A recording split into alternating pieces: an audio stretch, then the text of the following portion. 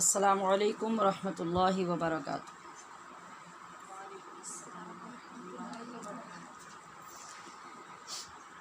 جی بلا تاخیر آج سبق کی طرف متوجہ ہوتے ہیں اور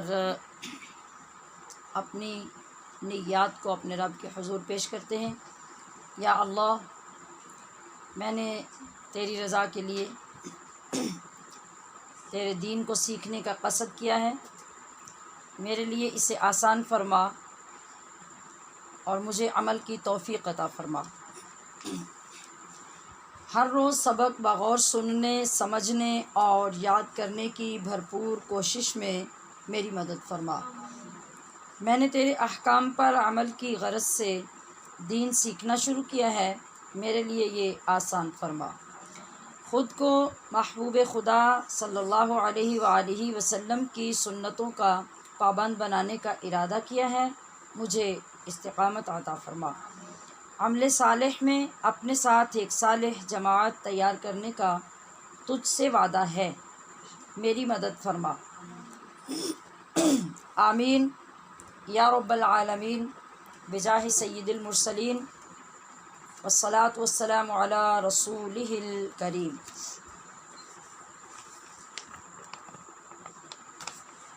نحمدہ ونصلی ونسلم علی رسولہ الکریم، اما بعد فاعوذ باللہ من الشیطان الرجیم، بسم اللہ الرحمن الرحیم۔ آج قرآن کریم سے تلاوت اور تشریح و تفسیر کے لیے آپ کی خدمت میں بہت عالی شان آیت کریمہ لے کر حاضر ہوئی ہوں، جو یقیناً دونوں جہانوں کے لیے خزانہ ہوگا، اور مستقل اس کے استعمال سے جو لوگ قرآنی آیات سے واقف نہیں ہوتے ان کو یہ بھی بھول جاتا ہے کہ یہ صرف دعا ہے یا قرآنی آیت ہے۔ آج اس کے بارے میں ہم ایمان افروز معلومات بھی حاصل کریں گے اور اپنے ایمان کو مضبوط بھی کریں گے۔ اس کا نام ہے آیت الکرسی۔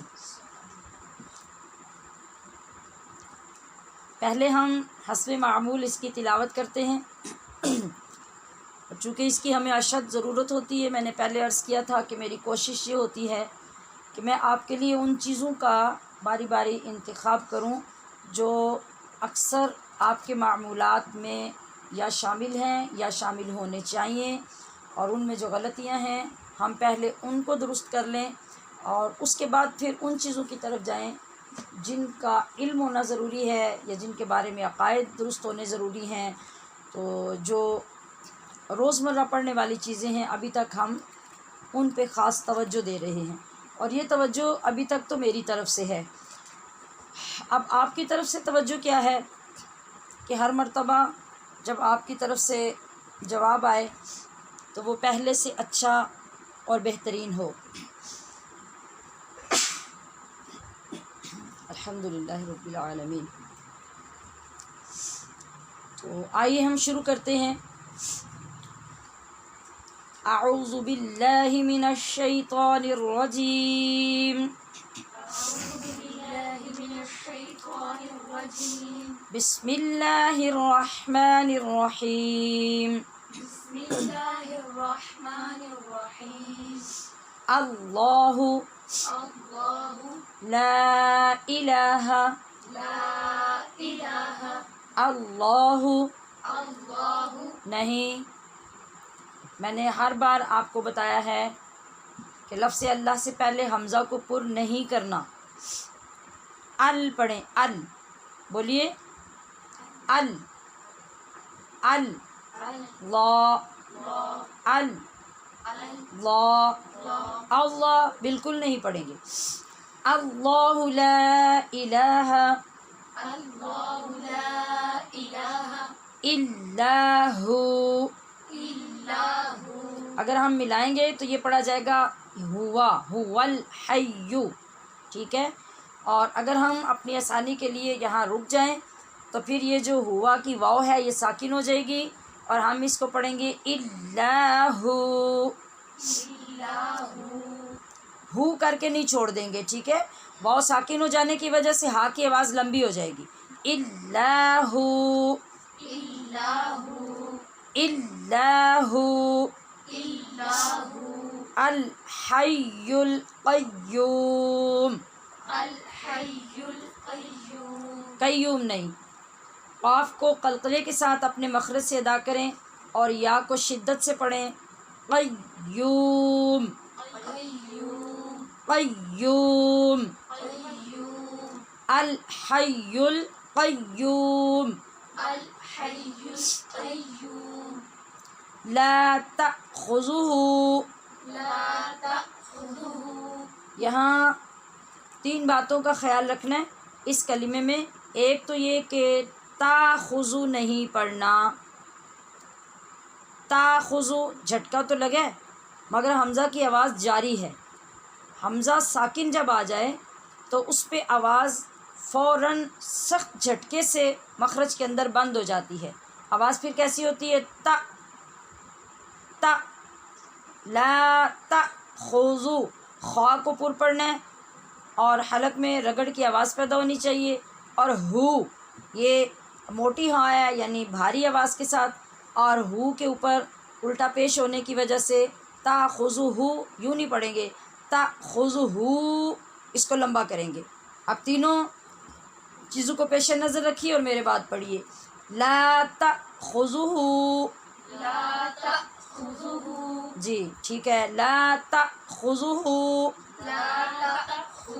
سنۃ ولا نوم. اب ملا لیجئے. سنۃ ولا نوم. سینہ سینۃ ولا نوم. لہو.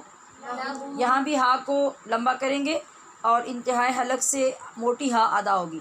لہو ما فی السماوات. جی یہاں اکثر جو سننے کو ملتا ہے وہ ہوتا ہے فی السماوات. یہ کامن غلطی ہے.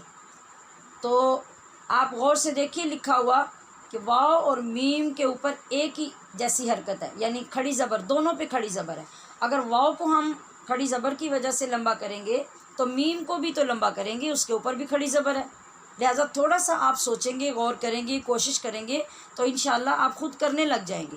یہاں ضرورت اس چیز کی ہے کہ سننے کے بعد آپ پڑھنے سے پہلے ایک مرتبہ خود غور کیا کریں، اپنے اندر آواز اٹھایا کریں کہ ہم نے اس کو کیسے ادا کرنا ہے. جب 2-3 مرتبہ ایسی کوشش کے ساتھ آپ پڑھیں گے تو انشاءاللہ العزیز یہ آپ کا بہت بہتر ہو جائے گا.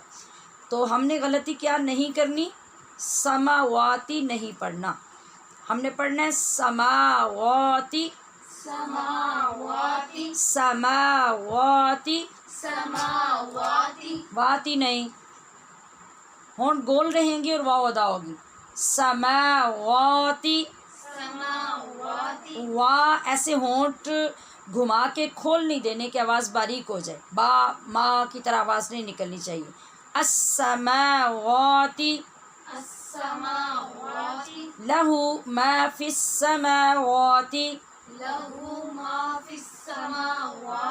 ما فی السماوات.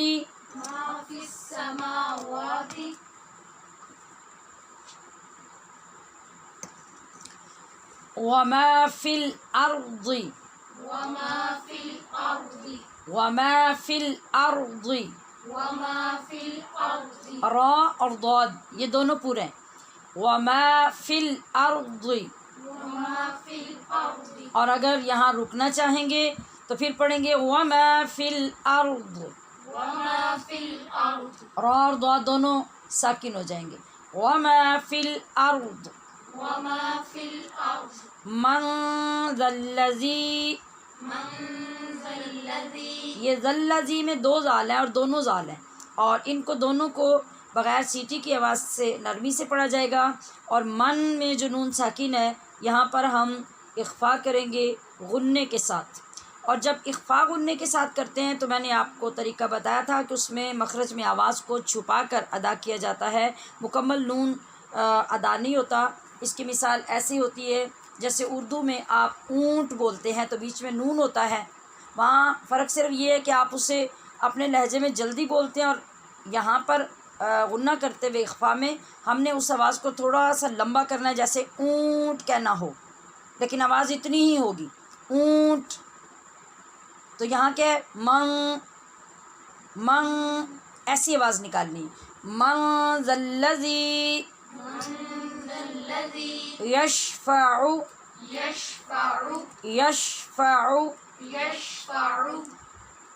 عندہ. یہاں میں نے تو بھی الگ الگ کلمہ پڑھایا نا، جب آپ ان دو کو اکٹھا پڑھیں گے بغیر رکے ہوئے تو یہاں آپ کو دقت پیش آئے گی. کس چیز کی دقت؟ کہ آپ نے عین کو یکے بعد دیگرے 2 بار ادا کرنا ہے، یعنی آپ نے 2 بار اپنے مخرج میں جانا ہے. ایک دفعہ ادا کر کے آواز مکمل کرنی ہے، دوبارہ پھر مخرج میں جانا ہے. ایک عین ادا کر کے گزارا نہیں ہوگا. مطلب آپ یہ نہیں کہہ سکتے کہ یشفع عندہ، یشفع پھر عندہ. تو یہاں ایک اہتمام کرنا پڑے گا. یشفع عندہ، یہاں اس نون پر بھی اخفا ہے غنے کے ساتھ. عندہ، اب ملا لیتے ہیں. یشفع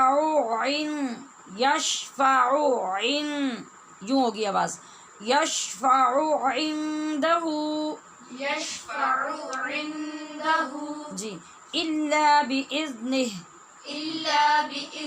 اب آپ نے روانی میں بعد میں باذن نہیں پڑھنا، باذن کہ حمزہ کی تحقیق نہ ہو. باذنہ، باذنہ، الا باذنہ. یعلم ما بین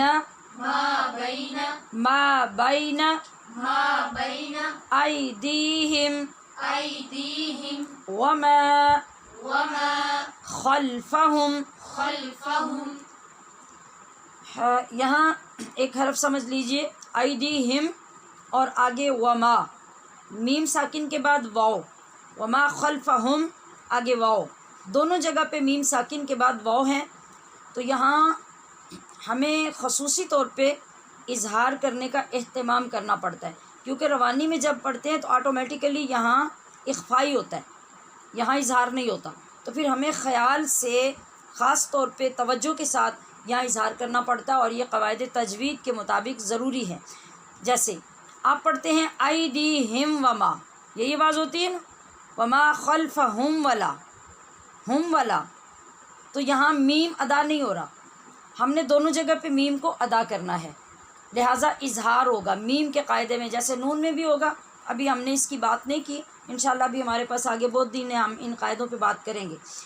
تو یہاں سیکھنا یہ ہے کہ ہم نے ایدیہم، یہ ہم نے آواز مخرج میں بند کی، ہمارے ہونٹ مکمل بند ہونے چاہیے. ہونٹ بند کیے بغیر آپ یہاں اظہار نہیں کر سکتے. میم بھی واو بھی، یہ دونوں ہونٹوں سے ادا ہونے والے حرف ہیں. واو کے بارے میں کئی بار عرض کر چکی کہ ہونٹ گول کیے جاتے ہیں، جیسے غنچہ ہوتا ہے، غنچے کی طرح ہونٹ گول کر دیے جاتے ہیں، مگر ان کو آپس میں ملنے نہیں دیا جاتا، اس سے واو ادا ہوتی ہے. اور چیک کریں، وا وا وا، آپس میں نہیں ہونٹ ملتے. مشکل پیش آتی ہو تو میں نے پہلے دن طریقہ بتایا تھا کہ آئینہ سامنے رکھ کے 2-4 شکلیں بنا کے دیکھ لیا کریں، آسانی ہو جائے گی. تو ہم نے یہاں میم پہ اظہار کرنا ہے. ایدیہم وما خلفہم، جی، ایدیہم وما خلفہم، اسے بھولنا نہیں ہے کہ آپ جب روانی سے پڑھنے لگیں تو پھر ویسے ہی ادا ہو جائے وما خلفہم ولا، یہ بالکل غلط ہو جائے گا. وما خلفہم ولا يحيطون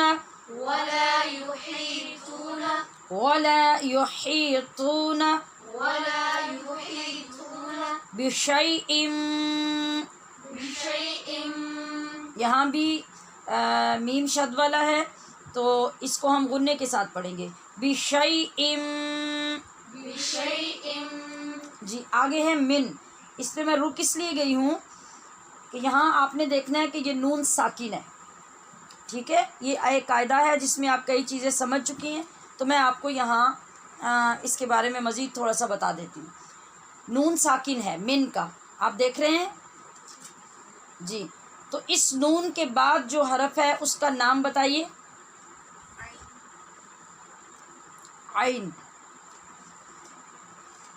عین یعنی آپ دوبارہ سے سنیے، غین خا، عین ہا اور حمزہ ہا، یہ دو جوڑے کر کے ہم پڑھ رہے ہیں پہلے دن سے، اور آپ کو میں یہ بتا رہی ہوں کہ حلق کے 3 حصے ہیں، شروع، درمیان اور اخیر، اس کو تجوید کی اصطلاح میں کہتے ہیں ابتدا، وسط اور انتہا۔ تو یہ جو 3 حصے ہیں حلق کے، ان تینوں میں سے 2 حرف یعنی 3 جوڑے حرفوں کے نکلتے ہیں اور وہ بن جاتے ہیں 6۔ ان 6 حروف کو ہم کہتے ہیں حروف حلقی، ٹھیک ہے۔ تو جب نون ساکن، یہ لفظ یاد کر لیجئے، میں نے کیا بولا، اور نون تنوین، بولیے نون ساکن اور نون تنوین، دوہرا لیجئے بول کے، نون ساکن اور نون تنوین، جی۔ ان کے بعد یہ جو 6 حروف حلقی ہیں، ان میں سے کوئی حرف بھی آ جائے گا تو نون پر ہم اظہار کریں گے، یہاں غنہ بالکل نہیں ہوگا، جیسے ہم نے پہلے کیا من یا میوں، یہ بالکل نہیں ہوگا۔ اب آواز ہوگی من علمہ، من علمہ، یہ نون پہ ہم نے اظہار کیا جس طرح پیچھے میم پہ کیا تھا۔ قاعدہ میں نے کیا بتایا، نون ساکن اور نون تنوین کے بعد آگے بولیے، حروف حلقی میں سے کوئی حرف بھی آ جائے گا تو نون ساکن پہ اس کا اثر پڑے گا، اور وہاں کیا اثر پڑے گا کہ اب غنہ بھی نہیں ہوگا، اخفا بھی نہیں ہوگا، اب اظہار ہوگا۔ من علمہ، من علمہ، من علمہ، من علمہ، الا الا بما شاء، بما شاء، بما شاء نہیں بولیں گے، بما شاء۔ بما شاء، یہاں آیت الکرسی میں اکثر ادھر وقف ہوتا ہے، جب ہم وقف کریں گے آگے علامت وقف کی آئے گی تو پھر ہماری آواز ہوگی بما شاء۔ بما شاء، کیا کیا، حمزہ کو ساکن کر دیا، اور اگر ملائیں گے تو پھر ویسے جیسے پہلے پڑھا بما شاء، وسع، وسع، وسع، وسع، کرسی، کرسی، کرسی، کرسی، السماوات، السماوات، میں نے ٹھہر کے کیوں پڑھایا، کس طرف اشارہ کیا، تاکہ آپ میم پہ غلطی نہ کریں، میم کو چھوٹا نہ کریں، برابر دونوں کو لمبا کر کے پڑھیں، السماوات، السماوات، والارض، والارض، والارض نہیں، حمزہ کو یہاں بھی باریک رکھنا ہے، را اور ضاد کو پر کرنا ہے، ارو، حمزہ باریک ہے، ارض، والارض، والارض، ولا يؤوده، ولا يؤوده، ولا يؤوده ولا يؤوده حفظهما، حفظهما، حفظی نہیں، حفظ نہیں ہے، یہ ہا پڑھنا ہے، ہا، حفظهما، حفظهما، حفظهما، حفظهما، وهو العلي العظيم، وهو العلي العظيم، یہاں آواز وَهُوَ الْعَلِيُّ یہ نہیں ٹکرائیں گی، وَهُوَ الْعَلِيُّ الْعَظِيمُ، وهو العلي العظيم، وهو العلي العظيم وهو العلي العظيم الله لا إله إلا هو الله لا إله إلا هو اللہ نہیں اللہ لا الہ الا ہو الله لا إله إلا هو الحي القيوم الحي القيوم لا تأخذه سنة ولا نوم لا تأخذه سنة تاؤ نہیں پڑھنا سینہ تاؤ نہیں پڑھیں گے تا کے اوپر دو پیش ہیں سینہ توں سنة ولا نوم سنة ولا نوم سنة ولا نوم سنة ولا نوم له ما في السماوات وما في الأرض له ما في السماوات وما في الأرض له ما في السماوات وما في الأرض له ما في السماوات وما في الأرض من ذا الذي يشفع عنده من ذا الذي يشفع عنده من ذا الذي يشفع عنده من ذا الذي يشفع عنده إلا بإذنه إلا بإذنه نی کہہ کے نہیں چھوڑ دینا آگے جو ہا ہے ہا ساکن کی آواز آنی چاہیے إلا بإذنه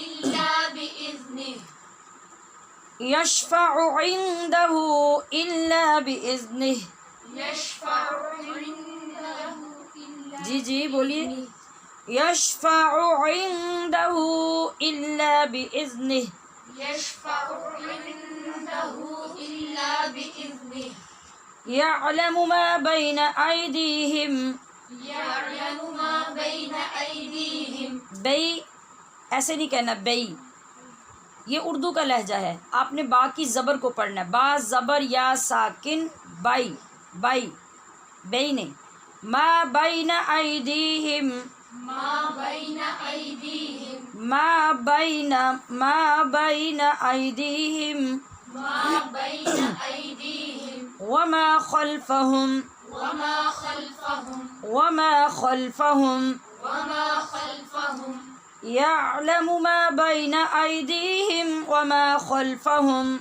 يعلم ما بين أيديهم وما خلفهم پھر آپ کی آواز میں با کی آواز نیچے کو آ رہی ہے جیسے زیر پڑھنے کی کوشش ہو تو یہ غلط ہے زبر کی آواز اوپر کو جاتی ہے ما بین ایدیہم ما بين أيديهم وما خلفهم وما خلفهم ولا يحيطون بشيء من علمه ولا يحيطون بشيء من علمه نون پہ کیا کیا آپ نے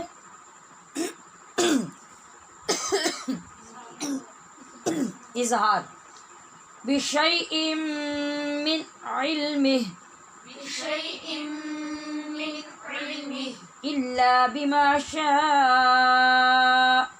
إلا بما شاء ولا يحيطون بشيء من علمه إلا بما شاء ولا يحيطون بشيء من علمه إلا بما شاء وسع كرسيه السماوات والأرض وسع كرسيه السماوات والأرض وسع نہیں پڑھنا وسع كرسيه السماوات والأرض وسع كرسيه السماوات والأرض ولا يؤوده حفظهما ولا يؤوده حفظهما ولا يؤوده حفظهما ولا يؤوده حفظهما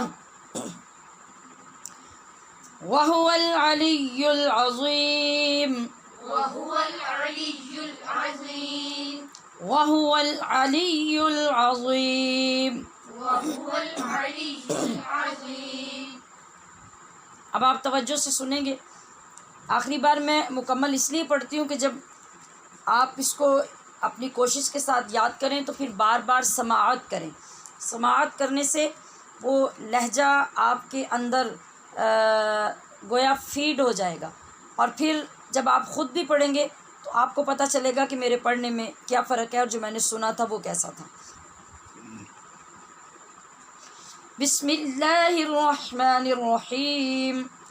اللہ لا الہ الا ہو الحی القیوم لا تأخذه سنة ولا نوم له ما في السماوات وما في الأرض من ذا الذي يشفع عنده إلا بإذنه يعلم ما بين أيديهم وما خلفهم ولا يحيطون بشيء من علمه إلا بما شاء وسع كرسيه السماوات والأرض ولا يؤوده حفظهما وهو العلي العظيم.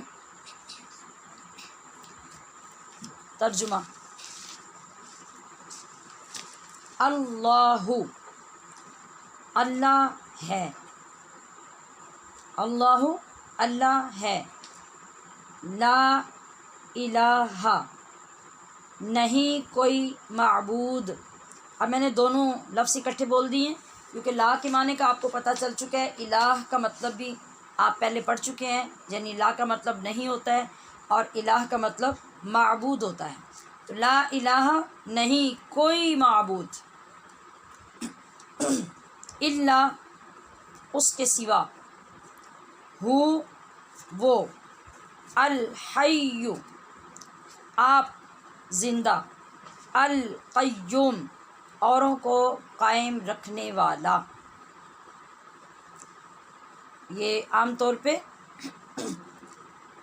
یہ معنی جو عام کتابوں میں لکھا ہوتا ہے اس گہرائی سے لفظوں کے ساتھ نہیں لکھا ہوتا، اس لیے توجہ کر لیجیے. الحی کا مطلب کیا ہوتا ہے؟ جو آپ زندہ ہے. اور القیوم صرف آپ زندہ نہیں بلکہ اوروں کو قائم رکھے ہوئے ہے. قائم. لا نہ، تأخذہ آئے اسے، آئے اسے یعنی نہ پچھلے دور میں اور نہ کبھی آئندہ. سینتن اونگھ. یہ اونگھ کیا ہوتی ہے؟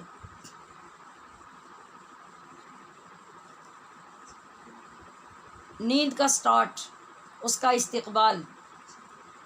جس وقت آپ کے اوپر غلبہ ہوتا جاتا ہے نا نیند کا اور اس کیفیت میں آپ ہوتے ہیں، جیسے بیٹھے بیٹھے آپ کو نہیں، جمایوں سے آگے چلے نا جی، جیسے بیٹھے بیٹھے آپ کو بعض اوقات جھٹکے لگ رہے ہوتے ہیں تو ایسی حالت جو ہوتی ہے اس کو اونگ کہا جاتا ہے. ولا اور نہ، نوم نیند، اللہ دونوں چیزوں سے پاک ہے. لاہو اسی کا ہے. ما فی، ما کا مطلب جو کچھ، فی کا مطلب میں. السماوات آسمانوں، ما فی السماوات جو کچھ آسمانوں میں ہے. وما اور جو کچھ، فی میں، الارض زمین یعنی اور جو کچھ زمین میں ہے. من، اس کا ترجمہ ہم نے پڑھا تھا، یاد کریں کیا تھا؟ من. اس کے علاوہ، من کے علاوہ بھی ایک ترجمہ لکھایا تھا. من، من کون. من کون اور من جو، دونوں معنی اس کے آتے ہیں. تو یہاں پہ من کا معنی ہے کون. ذی وہ جو، یشفع سفارش کرے، عندہ اس کے یہاں، الا سوائے، باذنہ اس کے حکم کے. یعلم وہ جانتا ہے. یہ علم سے لفظ ہے نا، اور یہ تو اکثر استعمال ہوتا ہے، آسان لفظ ہے. یشفع شفاعت سے ہے. یہ لفظ بھی ہم پہلے کئی بار استعمال کر چکے اور عام ہماری لینگویج میں، گفتگو میں استعمال ہوتا ہے. یعلم علم سے ہے یعنی جاننا. عالمہ اگر ہو تو اس کا مطلب ہوتا ہے اس نے جانا پچھلے زمانے ماضی میں، اور یعلم یہ حال اور مستقبل کے دو معنی دیتا ہے، یعنی وہ جانتا ہے، یہ جانے گا۔ تو یہاں پر جو لفظ ہے یعلم، اس کا مطلب ہے وہ جانتا ہے، ما بینا، جو کچھ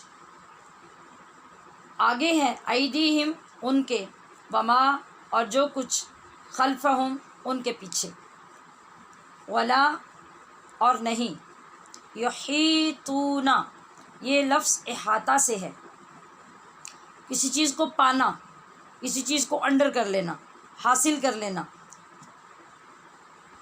تو یحیطون یا مناسب لفظ جو ہوتا ہے کہ وہ نہیں احاطہ کر سکتے، یا آسان لفظ ہوگا اور نہیں وہ پاتے،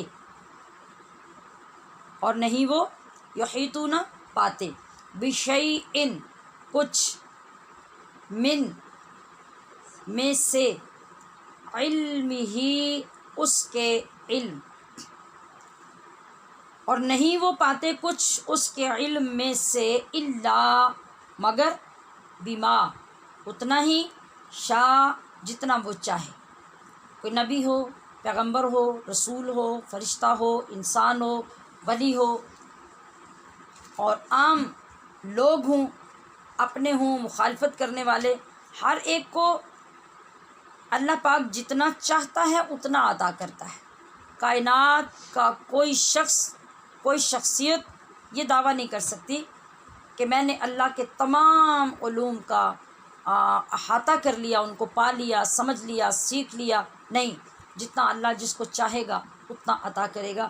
اس کے علم کی کوئی انتہا نہیں کہ اس کو محدود کیا جائے، اور کوئی ایسی شخصیت نہیں جو کامل علم اس کا سیکھ سکے یا اس کے پاس موجود ہو۔ واسعہ سمائے ہوئے ہیں، واسعہ سمائے ہوئے ہیں، کرسیہ اس کی کرسی میں، السماوات والارض آسمان اور زمین، ولا یؤودہ اور نہیں ہے اس کو بھاری۔ ایک معنی اس کا یہ بھی ہے کہ اور وہ نہیں تھکتا، اور نہیں ہے اس کو بھاری، حفظہما حفظ حفاظت سے ہے، حفاظت یعنی نگہبانی، ہما ان کی یعنی زمین و آسمان کی اور جو کچھ ان کے اندر ہے، وہوا اور وہی، العلی بلند ہے، العظیم بڑائی والا۔ یہ آیت الکرسی کا ترجمہ ہے۔ یہ میں نے شروع سے ایک ہی بار آپ کو پڑھایا ہے، یعنی تمام آیات کا، اس لیے میں آپ کو لکھ کے پیش کر دیتی ہوں لفظی ترجمہ، کہ ایک ایک لفظ کا ترجمہ آپ کے سامنے آ جائے اور آپ اس کو دیکھیں اور پھر اس کا جملہ بھی بنا لیں تاکہ زیادہ آسان ہو۔ اور کچھ ٹائم ابھی مزید ہم آگے چلیں گے تو انشاءاللہ مجھے یقین ہے کہ 50% سے زیادہ آپ خود ترجمہ سمجھنے کے قابل ہو جائیں گے، اور آپ کو پتہ چل جائے گا کہ اس لفظ کا یہ معنی بنتا ہے، اس کا یہ معنی بنتا ہے۔ بس جو فرق رہ جاتا ہے وہ یہ رہ جاتا ہے کہ جب وہ صیغے تبدیل ہو جاتے ہیں، زمانہ تبدیل ہو جاتا ہے، فعل کی شکل بدل جاتی ہے، تو وہاں آپ کو ضرورت رہتی ہے کہ آپ کسی استاد سے سمجھیں۔ جی، اب اس کی تلاوت بھی ہو گئی آیت الکرسی کی، اور ترجمہ بھی ہو گیا۔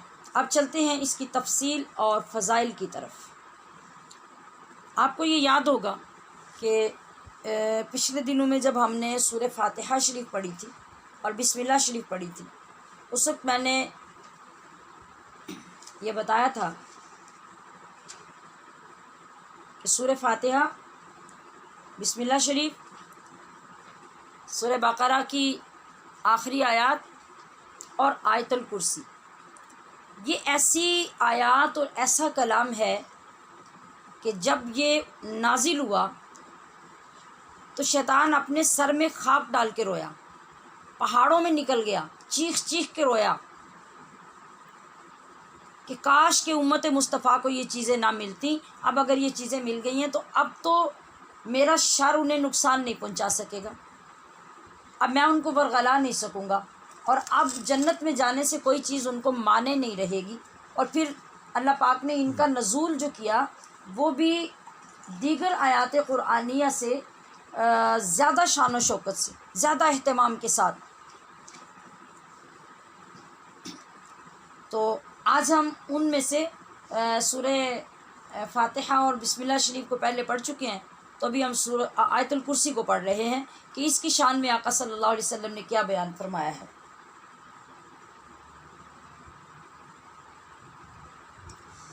اور یہ رب کریم کا کتنا بڑا احسان ہے الحمدللہ کہ ہم اللہ کریم کے گلستان کرم سے رنگ برنگے پھول اپنے دامنوں میں بھر رہے ہیں۔ اللہ کریم ہمیں یہ تمام پھول سنبھالنا نصیب کرے۔ ہمشیران گرامی، ایک آیت کا دوسری آیت سے افضل و اعلیٰ ہونا کس وجہ سے ہوتا ہے؟ کثرت اجر و ثواب کی بنا پہ، ورنہ جو باقی آیات ہیں وہ بھی رب کا کلام ہے اور یہ بھی رب کا کلام ہے۔ معاذ اللہ ہمیں اس کی شان اور فضیلت کے اعتبار سے، اس کی ویلیو کے اعتبار سے کسی کو بہت اعلیٰ اور عالی شان نہیں کہتے، بلکہ صرف اس لیے کہ اللہ پاک نے بندوں کو رغبت دلانے کے لیے، قرآن کے قریب کرنے کے لیے اور ان کے فوائد کے لیے کچھ چیزیں بھیجی ہیں۔ یہ مادی چیزوں میں بھی ایسا ہوتا ہے، ہر چیز کی ایک اپنی ویلیو ہوتی ہے، مگر کچھ چیزیں ایسی ہوتی ہیں جو ان تمام پہ حاوی ہو جاتی ہیں فوائد کے لحاظ سے۔ تو اس طرح جو اجر و ثواب کا رب کریم نے وعدہ کیا ہے، اس لحاظ سے ہم کسی آیت کو کسی سے افضل و اعلیٰ کہتے ہیں۔ کلام ہونے کے اعتبار سے وہ بھی اللہ کا کلام ہے، یہ بھی اللہ کا کلام ہے، اور کلام ہونے کے اعتبار سے سب کی شان ایک ہوگی کہ وہ اللہ کا کلام ہے۔ اس کے اعتبار سے اگر کوئی کمی یا زیادتی مانے گا یا بیان کرے گا تو یہ گناہ گار ہوگا۔ ٹھیک ہے، یہ باریک فرق ہے، اس کو ضرور نوٹ کر لیجیے۔ مذکورہ آیت کو آیت الکرسی کہا جاتا ہے، کیوں؟ اس لیے کہ اس آیہ مقدسہ میں اللہ تعالیٰ کی ذاتی اور صفاتی توحید کا بیان ہے۔ تعریف کو توجہ سے اپنے اندر محفوظ کیجیے۔ اس لیے کہ اس آیہ مقدسہ میں اللہ کی ذاتی اور صفاتی توحید کا بیان ہے، اور بیان روشن بیان ہے۔ اس کا آغاز جو ہو رہا ہے، یہ آغاز ہی لفظ اللہ سے ہو رہا ہے۔ یہ کیا ہے؟ ذاتی توحید، لا الہ الا ہو الحی القیوم، یہ اس کی صفاتی توحید ہے، یہاں اس کی صفات بیان ہو رہی۔ اسی لیے آقا علیہ الصلاۃ والسلام نے فرمایا، ان اعظم آیہ آیت الکرسی۔ ہم اپنے لہجے کے مطابق جو کرسی کرسی کہتے ہیں نا، اصل میں کرسی یہ لفظ ہے، آیت الکرسی۔ چونکہ کثرت استعمال ہوتی ہے جب، تو پھر لہجے میں جہاں آسانی ہوتی ہے اسی چیز کی لوگوں کو عادت پڑ جاتی ہے۔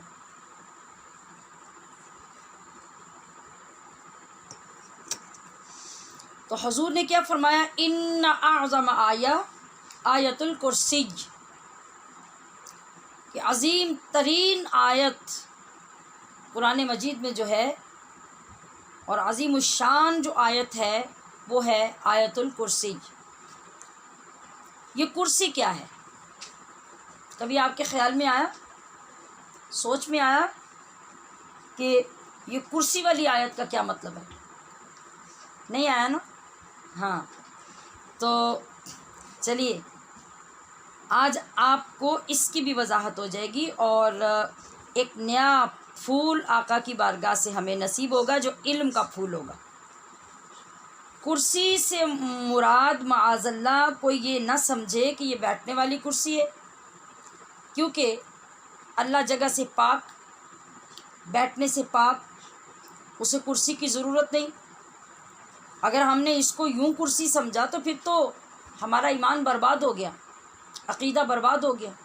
اگر ایک کرسی کا ہم نے ذکر کیا تو کرسی کے لیے پہلے تو جگہ چاہیے، اور اللہ جگہ سے پاک ہے۔ پھر کرسی کے اوپر بیٹھنے والا چاہیے، اللہ بیٹھنے سے پاک ہے، اللہ جسم سے پاک ہے۔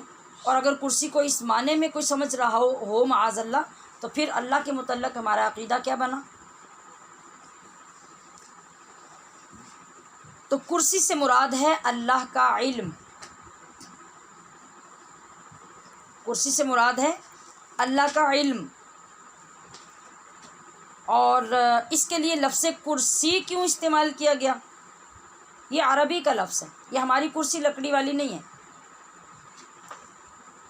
یہ کرسی عربی کا لفظ ہے، یہ بنا ہے کراستن سے، جس کو عام بولنے میں کراسہ کہا جاتا ہے، کراستن، گول تا کے ساتھ۔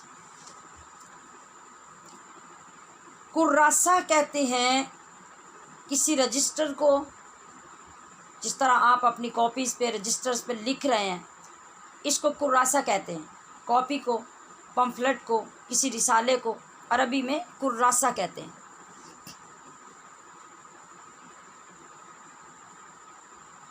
آسان لفظوں میں وہ رسالہ، وہ رجسٹر یا وہ کاپی جس میں علم کا کچھ حصہ منضبط کیا گیا ہو، یعنی اس میں جمع کیا گیا ہو۔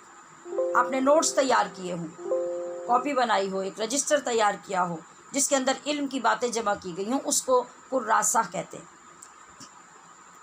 اور عربی میں علماء کرام کو کراسی بھی کہتے ہیں، جس طرح علماء کہتے ہیں، علم عالم کی جمع علماء ہے، تو اس طرح علماء کے لیے لفظ کراسی بھی استعمال کیا جاتا ہے، یعنی صاحب علم۔ کراسہ کا ایک معنی یعنی کتاب، کاپی، رجسٹر، کوئی رسالہ جس کے اندر علم ہو، اور اس کا ایک معنی علم بھی آتا ہے، یعنی اس کو علم کے معنی میں بھی استعمال کیا جاتا ہے۔ تو کراسی جو ہے اس کا مطلب ہوگا صاحب علم لوگ۔ اس معنی میں آیت الکرسی کہا جاتا ہے اس آیت کریمہ کو، کہ یہ وہ آیت ہے جس میں اللہ کا علم بیان کیا گیا ہے۔ کتنی خوبصورت بات سامنے آئی۔ اب ہمیں خود علم ہوگا کہ واقعی یہ آیت کریمہ کتنی شان والی ہے، جس آیت کو اللہ کے علم کے لیے خاص کیا گیا، اور اس آیت کریمہ میں اللہ کی ذاتی صفاتی دونوں توحیدوں کو جمع کر دیا گیا۔ اس کے بارے میں اور بھی کئی تفاسیر اہل تفسیر نے لکھی ہیں، کئی اقوال مختلف کتب میں کرسی کے متعلق ہیں، لیکن یہ نہایت آسان فہم، سمجھ میں آنے والی، اور امام حضرت جریر طبری نے بھی اس کو پسند کیا ہے، جو انہوں نے حضرت ابن عباس یعنی عبداللہ ابن عباس سے لی ہے، لہٰذا ہماری سمجھ کے نزدیک تر بھی اور آسان تر بھی یہی تفسیر تھی جو میں نے آپ کی خدمت میں پیش کی۔ اب چند فضائل حصول برکت کے لیے اور ایمان کی تقویت کے لیے اس مبارک آیت یعنی آیت الکرسی کے سماعت کر لیتے ہیں۔ ہمارے پیارے آقا صلی اللہ تعالی علیہ وسلم کا ایک فرمان، حضرت مولا علی شیر خدا رضی اللہ تعالی عنہ نے ارشاد فرمایا کہ آپ علیہ السلام کا ارشاد ہے کہ جس شخص نے ہر فرض نماز کے بعد آیت الکرسی پڑھی، اسے جنت جانے سے سوائے موت کے کوئی چیز نہیں روک سکتی۔ لیکن لطیفہ تو یہ ہے کہ 30، 40، 50، 60 سال عمریں ہو گئی، تو آج تک پتہ نہیں ہم یہ کون سی کرسی لیے پھر رہے تھے، تو جس چیز کے بارے میں ہمیں کچھ خبر ہی نہیں کہ ہم اگر پڑھ بھی رہے ہیں، کتنے لوگ ہوں گے، لاکھوں لوگ جو اس طرح سے پڑھ رہے ہوں گے نمازوں کے بعد، مگر وہی چیز جو ہم پہلے دن سے اپنی توجہ کے قریب کر رہے ہیں کہ ہم کیا پڑھتے ہیں، کیا کہتے ہیں، کیا بولتے ہیں، ہمیں کچھ پتہ نہیں ہوتا۔ ایک تو یہ ٹریجڈی، دوسری ٹریجڈی یہ کہ جو الفاظ ہمارے سامنے ہوتے ہیں ہم ان کو بھی درست نہیں کرتے، اور جو ہماری زبان سے نکلتا ہے ہم نکالتے رہتے ہیں، وہ کچھ کا کچھ بنتا رہے۔ تو کون سی آیت الکرسی موت کے ساتھ ہی جنت تک پہنچائے گی؟ ڈیفینیٹلی وہی ہوگی جس کے الفاظ کا ہمیں پتہ ہوگا کہ ہم نے ساری زندگی اللہ سے کیا کہا، کس چیز کے لیے پکارا، کس چیز کا اقرار کیا۔ میں نے پچھلے دنوں میں بھی طوطے کی مثال دی تھی کہ طوطا پالا جاتا ہے اور بہت سے طوطوں کی ایسی قسمیں ہوتی ہیں، آپ ان کو جو سکھاتے ہیں وہ کہنے لگ جاتے ہیں۔ لیکن مجھے یہ بتائیے کہ جس طوطے کو ایمان کی صفتیں یاد کروا دی جائیں وہ پکا مومن ہو جاتا ہے؟ ہوتا ہے؟ اسے تو ایمان کا پتہ ہی نہیں ہوتا، پوری صفتیں یاد کرا دو، 6 کلمے یاد کرا دو، ترجمہ یاد کرا دو، آپ کہیں گے کہ اب یہ طوطا مومن ہو گیا، مسلمان ہو گیا، پرہیزگار ہو گیا؟ اسے تو پتہ ہی نہیں ہے، اس کی یہ لینگویج ہی نہیں، اس کی سینس ہی نہیں کہ وہ ان کو سمجھ سکے۔ اس کو تو اللہ نے ایک صلاحیت دی ہے کاپی کرنے کی، اس کی پک اپ ہے کہ وہ چیزوں کو سنتا ہے اور ان کو سیکھ لیتا ہے بس۔ تو چیزیں فائدہ ہمیں دیں گی انشاءاللہ العزیز۔ اللہ اور اس کے حبیب کا کوئی فرمان معاذ اللہ کبھی غلط نہیں ہو سکتا۔ تو ہمیں جو آیت الکرسی جنت میں پہنچائے گی، اور جو آقا علیہ الصلوۃ والسلام نے فرمایا کہ سوائے موت کے کوئی چیز اس بندے کو جنت سے نہیں روک سکتی، جو ہر نماز کے بعد آیت الکرسی پڑھنے کی عادت بنا لیتا ہے۔ تو انشاءاللہ اللہ کی بارگاہ سے امید ہے کہ آپ سیکھنے کے بعد ہم جو آیت الکرسی پڑھیں گے اور اس کے ترجمے کی طرف توجہ رکھ کے اپنے رب کی بارگاہ میں پیش کریں گے تو یقیناً ہماری وہ سنی بھی جائے گی اور وہ وعدہ بھی پورا ہوگا۔ دوسرا فرمان آپ کا یہ ہے کہ جو کوئی رات کو سوتے وقت آیت الکرسی پڑھ لے گا وہ خود، اس کا پڑوسی اور آس پاس کے دوسرے گھروں والے شیطان اور چور سے محفوظ رہیں گے۔ سبحان اللہ۔ ایسا نہ ہو کہ آپ کے پڑوسی سے آپ کی لڑائی ہو تو آپ آیت الکرسی چھوڑ دیں کہ ہمارے ساتھ اس کو بھی فائدہ نہ ہو جائے، ٹھیک ہے؟ جو کوئی رات کو سوتے وقت آیت الکرسی پڑھ لے گا وہ خود بھی، اس کا پڑوسی بھی اور اس کے آس پاس کے دوسرے گھروں والے بھی شیطان اور چور سے محفوظ رہیں گے۔ یہ بہقی کی روایت ہے جو شعب الایمان میں نقل کی گئی ہے۔ اس کے ساتھ اپنے اساتذہ اور بزرگوں کے عطا کردہ 2 آزمودہ اور انتہائی مؤثر وظائف عرض کر دیتی ہوں، انشاءاللہ العزیز تقویت بھی ہوگی اور شفا بھی۔ پہلا یہ ہے کہ ہر نماز کے بعد آیت الکرسی جب پڑھیں اور پڑھتے ہوئے ولا یعودہ حفظہما پر پہنچیں۔ نوٹ کر لیجئے، ولا یعودہ حفظہما، تو آگے نہیں چلیے، ان کلمات کو 9 بار کہہ لیجئے۔ پیچھے سے آپ 1 مرتبہ آیت الکرسی پڑھ کے آ رہے ہیں، یہاں پہنچ کے یہ 2 کلمے ولا یعودہ حفظہما، ولا یعودہ حفظہما، ولا یعودہ حفظہما، اس کو 9 بار کہہ لیجئے۔ اور 9 بار کہنے کے بعد کہیے وَهُوَ الْعَلِيُّ الْعَظِيمُ۔ اب یہ دونوں ہاتھوں کے انگوٹھے اور شہادت کی انگلیوں کے پورے آپس میں جوڑیں اور ان دونوں پر دم کر لیں۔ دم کرنے کے بعد آپ ان کو اپنی دونوں آنکھوں پر 2-3 مرتبہ اچھی طرح سے دائیں سے بائیں، بائیں سے دائیں پھیر لیجئے۔ ہر نماز کے بعد اس عمل کی عادت بنا لیجئے۔ انشاءاللہ العزیز آپ کی نگاہ کی کمزوری، آنکھوں کی کمزوری دور ہوگی، بلکہ بزرگ لوگ بھی اگر کریں گے تو ان کی نظر بہت کمزور ہونے سے بچ جائے گی، اور بچے بھی کریں گے تو بڑے ہونے تک ان کی نظر بہت تیز رہے گی۔ پڑھنے والے بچے بھی کریں گے تو ان کو بھی زیادہ فائدہ ہوگا، اور کمزور ہوتی ہوئی نظر بھی یقین کے ساتھ پڑھا جائے تو وہ لوٹ آتی ہے۔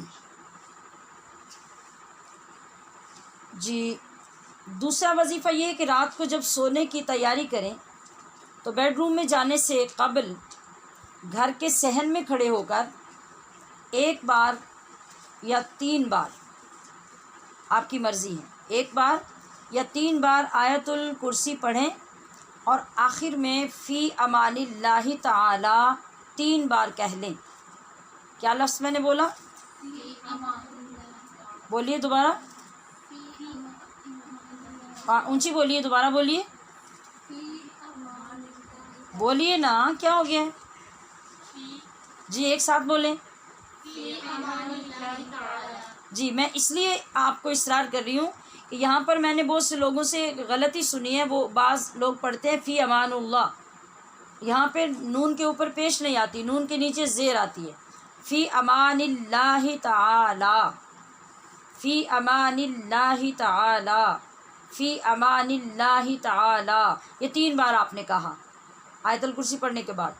اب کیا کریں، اب دونوں ہاتھ سامنے کر کے دونوں ہاتھوں پہ دم کر لیجئے اور 3 بار تالی بجا دیجئے۔ گھر میں، صحن میں، ٹی وی لاؤنج میں، کسی جگہ پہ بھی جہاں سے آواز گھر پورے میں پھیلتی ہو، وہاں آپ کھڑے ہو کے 3 بار تالی بجا دیجئے۔ تو جہاں تک تالی کی آواز جائے گی اللہ پاک ہر چیز کی حفاظت فرمائے گا۔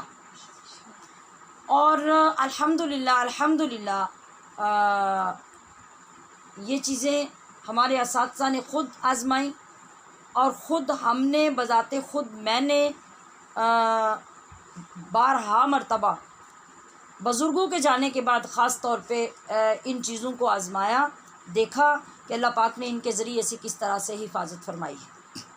مجھے ضمنی طور پہ یاد آ گیا کہ جب یہ وظیفہ حضرت مفتی احمد یار خان نعیمی رحمۃ اللہ علیہ کا، نور اللہ مرقدہ، آپ کا یہ عطا کردہ وظیفہ ہے، تو ہم لوگ جس وقت پڑھا کرتے تھے اس وقت جو حضرت استاد مکرم مفتی مختار احمد نعیمی صاحب رحمۃ اللہ تعالی علیہ تھے، ان کی اہلیہ صاحبہ نے جنہیں ہم محبت سے خالہ جان کہا کرتے تھے، انہوں نے یہ ہمیں سنایا کہ حضرت صاحب ہمیشہ، مفتی صاحب کو گھر میں حضرت صاحب کہا جاتا تھا، تو حضرت صاحب ہمیشہ رات کے وقت گھر والوں کو بھی یہ تاکید کرتے، اور جب تک حیات تھے ان کی اپنی عادت ہوتی کہ رات کو سونے سے پہلے اس طرح سے تالی بجا کر آپ گھر کی حفاظت فرماتے اور پھر سوتے۔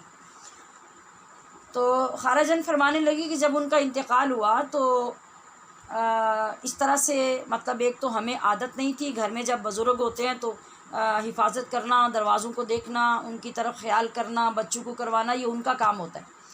تو جب وہ رخصت ہو گئے دنیا سے تو ہمیں اس کی عادت نہیں تھی، تو آغاز میں ہم نے 1 دن 2 دن 3 دن باقاعدہ محسوس کیا آپ کا جو مزار اقدس ہے وہ گھر کے ہی ایک حصے میں ہے، یعنی وہی ایک حصہ آپ کا مزار اقدس ہے، اس کی ساتھ متصل گھر ہے، اور پھر اوپر پھر ساری جامعہ کی عمارت ہے۔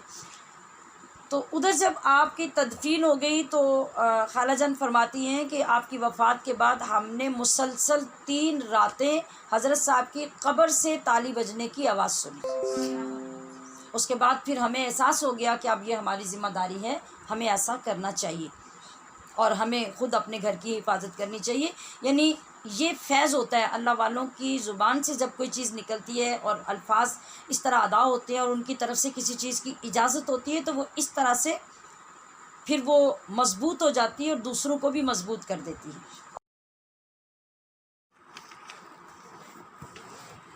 السلام علیکم ورحمۃ اللہ وبرکاتہ۔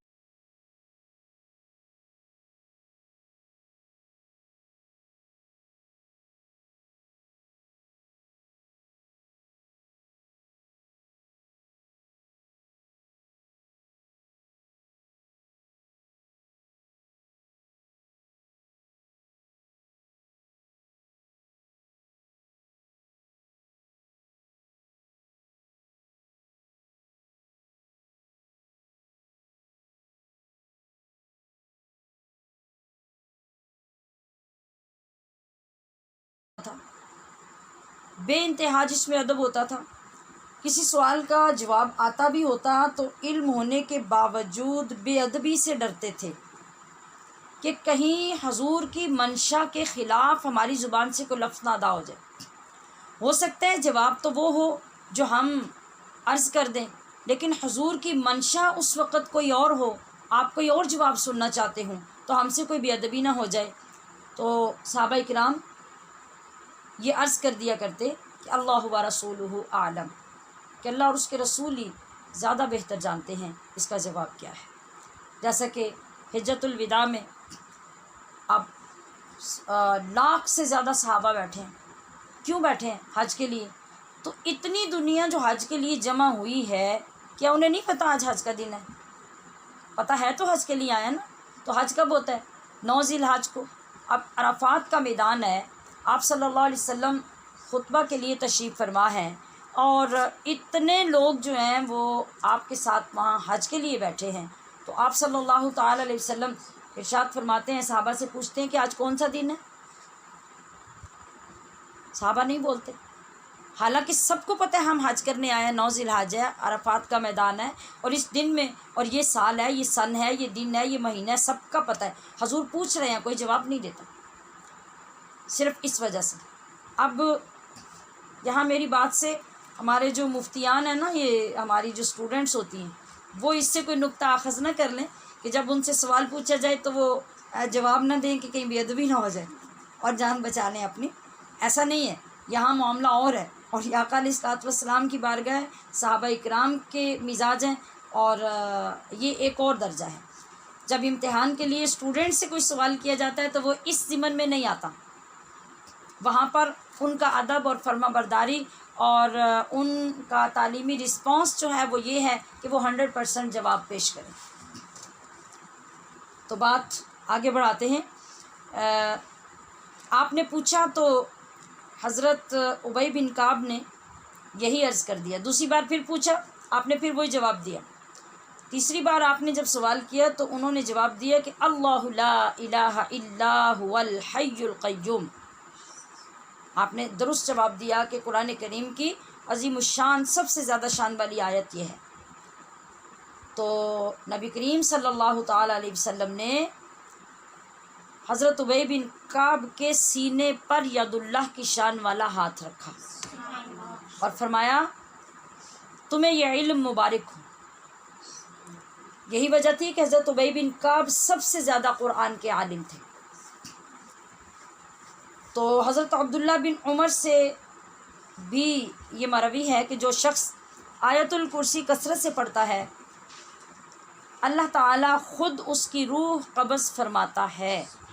سبحان اللہ، کیا مقام ہے، کیا شان ہے کہ عزرائیل کی، ملک الموت کی ڈیوٹی ختم ہو جائے گی، اور اس وجہ سے کہ وہ بندہ میری ذاتی اور صفاتی توحید سے اتنا پیار کرتا تھا اور اتنی عظیم الشان آیت سے محبت کرتا تھا کہ کثرت سے اس کو پڑھتا رہتا تھا، اللہ اس کا بدلہ اور ثمر یہ دے گا کہ اس کی روح خود قبض فرمائے گا. ایک خوبصورت واقعہ بلکہ روایت اس حوالے سے سماعت کیجیے. حضرت ابو ہریرہ بیان فرماتے ہیں کہ رمضان المبارک میں صدقہ فطر کی حفاظت پر تاجدار کائنات نے میری ڈیوٹی لگائی. تو رات کو ایک آنے والا آیا اور غلہ بھرنے لگا. کون سا غلہ؟ فطرانے کا غلہ. آپ کو معلوم ہے نا، نبی کریم صلی اللہ تعالی علیہ وسلم نے فطرانے کے لیے کشمش ہے، کھجور ہے، گندم ہے، ان چیزوں کے بارے میں وزن بتائے ہیں کہ یہ وزن اس کے برابر یہ چیز جو ہے یہ فطرانے میں پیش کی جائے. اب یہ جو ہم پیسے دیتے ہیں یہ اس کا بدل ہے، ہم اس چیز کے بدلے میں اس کی قیمت معلوم کر کے فطرانے میں دے دیتے ہیں. یہ ہمارے یہ جو زمانوں کا ٹرینڈ ہے یہ اب ہے. اس وقت چونکہ غلہ تھا تو جو بعین ہی جو جنس ہوتی تھی وہی دی جاتی تھی، اور وہ جمع ہوتا تھا، تو لازمی بات ہے وہ ڈھیروں کے ڈھیر کھجور کے، کشمش کے اور پنیر کے اور اس کے گندم کے جمع ہو جاتے تھے.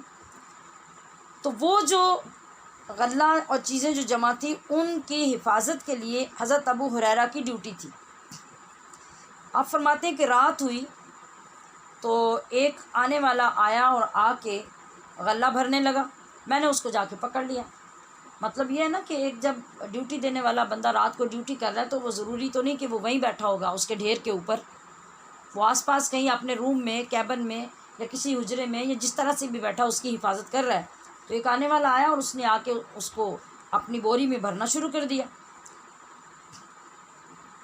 تو کہتے ہیں کہ میں نے اس کو پکڑ لیا اور میں نے کہا کہ تجھے میں حضور کی بارگاہ میں پیش کروں گا کہ تیری یہ جرت، تجھے پتہ ہے کہ یہ مسلمانوں کا مال ہے اور یہ غریبوں کا مال ہے اور تو اس سے چوری کرنے آ گیا. وہ منت سماجت کرنے لگا. اور کہنے لگا کہ میں بہت غریب ہوں، میں بال بچے دار ہوں، بڑا محتاج ہوں، خدا کے لیے مجھے چھوڑ دو، میں آئندہ نہیں کروں گا۔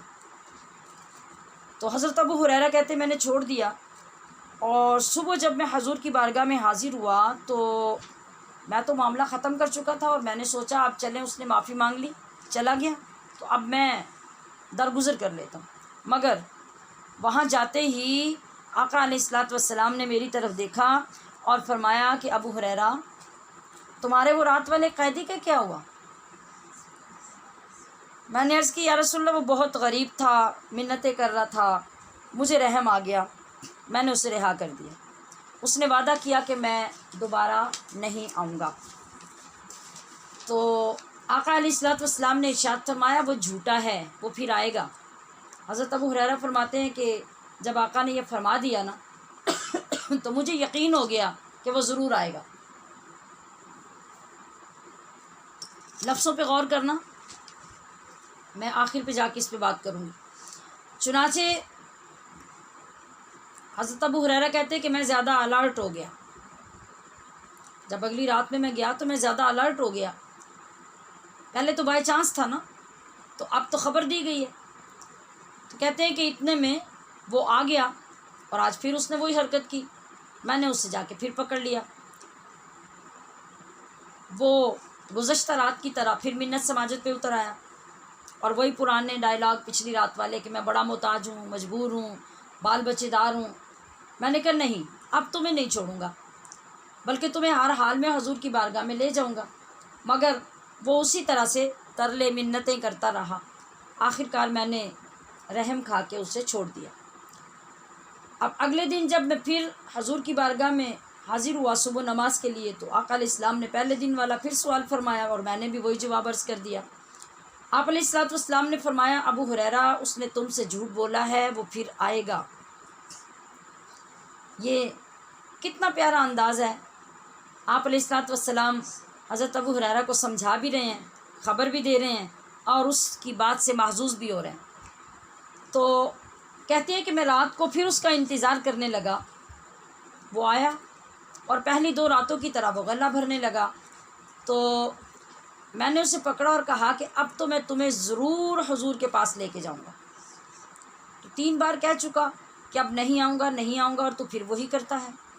کہنے لگا اچھا آج چھوڑ دو، اس کے بدلے میں تمہیں میں ایسے کلمے سکھا دوں گا جو تمہیں اللہ کی طرف سے نفع دیں گے۔ وہ کیا ہیں؟ وہ یہ کہ جب تم سونے کا ارادہ کرو، بستر پہ پہنچ کر آیت الکرسی پڑھ لیا کرو۔ یہ چور وظیفے بتا رہے ہیں۔ صبح تک اللہ کی طرف سے یہ آیت تمہاری نگہبان ہوگی،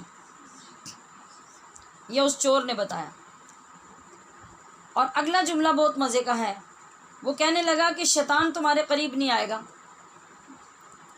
شیطان تمہارے قریب نہیں آئے گا۔ کیسا جملہ ہے، اس کو ذرا ذہن میں رکھیے گا۔ حضرت ابو ہریرہ کہتے ہیں میں نے اسے پھر چھوڑ دیا، صبح ہوئی تو مالک کونین نے پھر وہی دریافت کیا، ابو ہریرہ تمہارے قیدی کا کیا ہوا؟ میں نے عرض کیا اس نے مجھے چند کلمات سکھائے ہیں جن سے اللہ تعالیٰ مجھے نفع دے گا۔ حضور علیہ الصلوۃ والسلام نے فرمایا اگرچہ وہ بڑا جھوٹا ہے مگر بات بڑی سچی کر گیا ہے۔ ابو ہریرہ تمہیں معلوم ہے 3 راتوں سے تمہارا چور کون تھا؟ میں نے عرض کیا نہیں۔ فرمایا وہ شیطان تھا۔ کہ بخاری مسلم کی حدیث ہے، یہ قصہ نہیں ہے۔ کہا کہ وہ شیطان تھا جو 3 دن سے تمہارے ساتھ مکالمہ کر رہا تھا، چوری کی نیت سے آ رہا تھا، اور آخر پہ تمہیں اللہ کے کلام کا اتنا بڑا خزانہ دے گیا۔ فرمایا وہ خود تو جھوٹا ہے مگر بات بڑی سچی کر گیا ہے۔ اچھا اب آپ سمجھیے کہ اس نے کہا کہ یہ آیت ساری رات تمہاری نگہبانی کرے گی اور شیطان تمہارے قریب نہیں آئے گا۔ خود شیطان ہے اور کہہ رہا ہے کہ شیطان تمہارے قریب نہیں آئے گا۔ اچھا اب سوچئے، آپ کے لیے سوال چھوڑ رہی ہوں، دعوت فکر دے رہی ہوں، اور عقیدے کی درستگی کے لیے گزارش کر رہی ہوں کہ آقا علیہ الصلوۃ والسلام تو اپنے کاشانہ اقدس میں تھے، اور مال تو کسی دوسری جگہ دوسرے مقام پہ رکھا تھا جہاں پہ حضرت ابو ہریرہ ڈیوٹی دے رہے تھے۔ حضرت ابو ہریرہ کے ساتھ ڈیوٹی پر کوئی دوسرا شخص بھی نہیں تھا۔ اگر ہوتا تو حضرت ابو ہریرہ ذکر کرتے کہ ہم دونوں صبح گئے تھے، کہ رات کو میرے پاس ایک اور بندہ تھا، وہ چلا گیا اور اس نے جا کے حضور کو بتا دیا، یا نبی علیہ الصلوۃ والسلام یہ ذکر فرماتے کہ ابو ہریرہ تمہارا ساتھی آیا تھا اور اس نے مجھے رات کے چور کی اطلاع دی تھی۔ ایسی تو کوئی بات بھی حدیث میں نہیں، اور حدیث صحیح حدیث ہے۔ اور ادھر نبی کریم صلی اللہ تعالی علیہ وسلم سوال کر رہے ہیں، تو حضرت ابو ہریرہ کے ساتھ جب دوسرا بندہ بھی نہیں تھا اور حضرت ابو ہریرہ کے آنے سے پہلے آقا علیہ الصلوۃ والسلام کو سارے معاملے کی خبر بھی تھی، تو یہ خبر کس نے کی؟ ایک بات۔ دوسری بات یہ کہ چلو پچھلی خبر تو ہو گئی، حضرت ابو ہریرہ کی بات سن کر اور اس کو چھوڑنے کی بات اور معافی دینے کی بات بھی سن کر آپ صلی اللہ علیہ وسلم اگلی رات کے لیے بھی خبر ارشاد فرما رہے ہیں کہ وہ پھر آئے گا۔ یہ کس نے بتایا؟ دوسرے دن بھی بتایا اور تیسرے دن پھر بتایا کہ وہ آئے گا۔ اور اتنا بتانے کے بعد آخری بات جب فائنلی گفتگو ساری سنی، تو اس وقت ابو ہریرہ کو جو خبر دی، وہ خبر آپ کو کس نے دی؟ خبر یہ تھی کہ 3 دن سے جو تمہارے پاس چوری کرنے آ رہا تھا وہ شیطان تھا، اور شیطان ہی اپنے آپ سے بچنے کے لیے تمہیں وظیفہ دے گیا۔ یہ ساری باتیں نبی کریم صلی اللہ علیہ وسلم کو کس نے بتائیں؟ ذرا سوچئے گا، اور سوچنے کے لیے میں سوال آپ کے پاس چھوڑ رہی ہوں۔ صاحب عقل، صاحب سوچ، صاحب ایمان کے لیے یہ بہت گہری دعوت اور بہت کھلے ثبوت ہیں ہمارے عقیدے کی مضبوطی کے۔ الحمدللہ اللہ کریم صراط مستقیم پہ ہم سب کو آخری وقت تک ثابت قدم رکھے، اور جہاں کمزوریاں ہیں، کوتاہیاں ہیں، اللہ پاک وہ دور کرنے کی اور سمجھنے کی ہمیں توفیق عطا فرمائے۔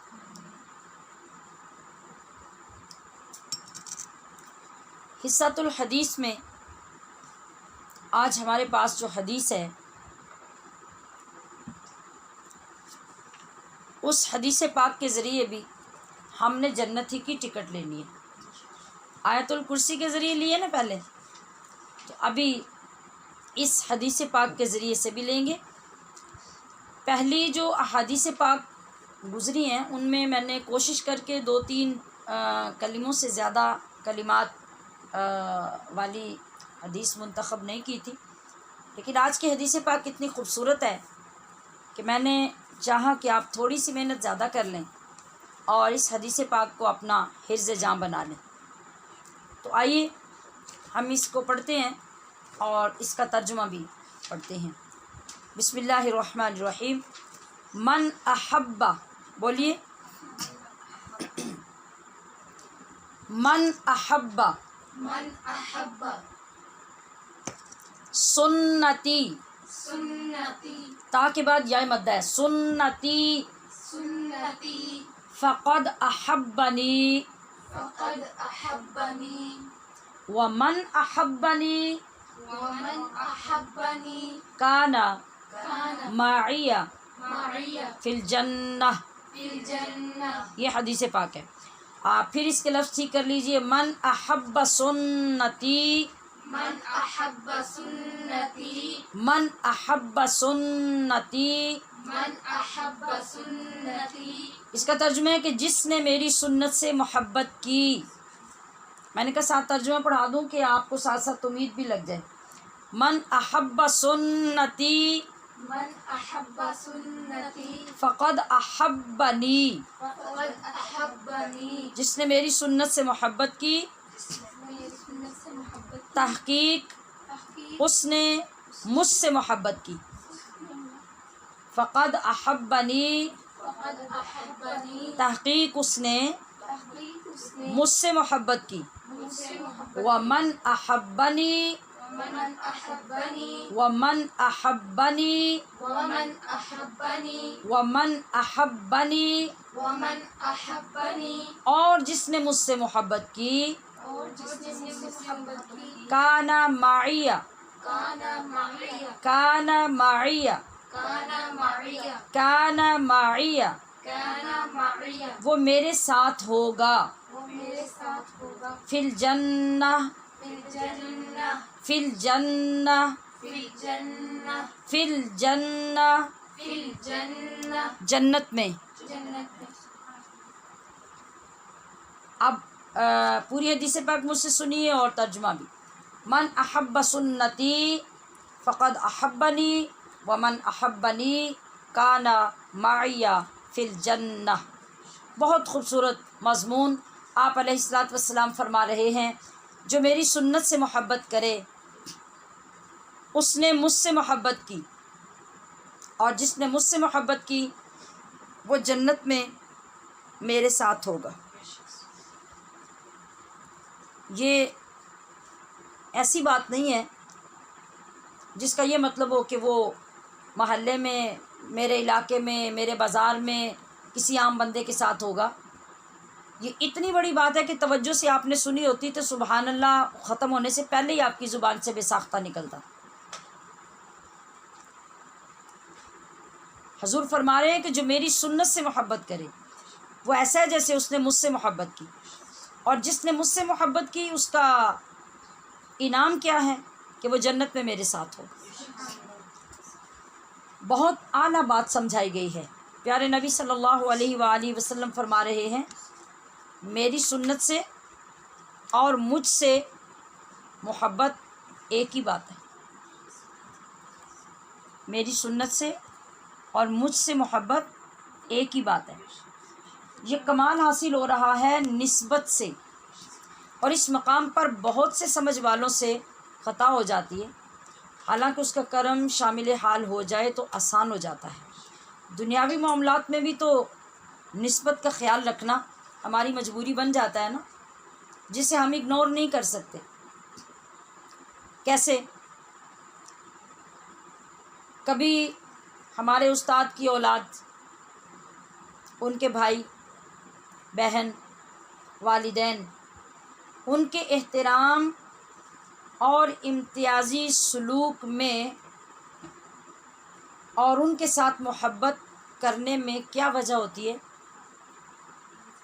آپ نے جملہ سمجھا؟ میں نے کہا کہ کبھی ہمارے ہاں جہاں بے شمار لوگ آتے ہیں، مہمان آتے ہیں، برادری کے لوگ، ملنے والے، دوست احباب، علاقے والے آتے ہیں، مگر کبھی ہمارے گھر میں ہمارے معزز محترم مکرم استاد کی اولاد آ جائے، یعنی ہمارے استاد زادے آ جائیں، یا پھر ہمارے استاد کے کوئی بھائی آ جائیں، ان کی بہن آ جائیں، ان کے ماں باپ آ جائیں. اب ہم جو ان پرسنس کا احترام کریں گے اور ان کو جو زیادہ شان و شوکت کے ساتھ ڈیل کریں گے، اور ان کے ساتھ جو ہماری محبت دوسروں سے بالکل الگ تھلگ ہوگی، اس کی وجہ کیا ہوگی؟ اس کی وجہ ہوگی استاد کی نسبت.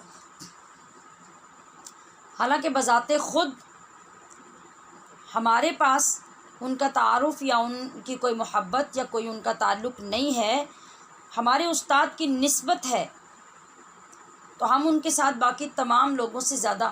ہم نے کبھی شادی پہ کسی کو بلایا ہو، اپنے کسی پروگرام میں، کسی ایونٹ میں، آپ کی بہت سارے دوست احباب، حلقہ احباب آیا ہے، برادری آئی ہوئی ہے، لوگ علاقے کے آئے ہوئے ہیں، مگر آپ کی ساری توجہ انٹینشن کدھر ہوتی ہے؟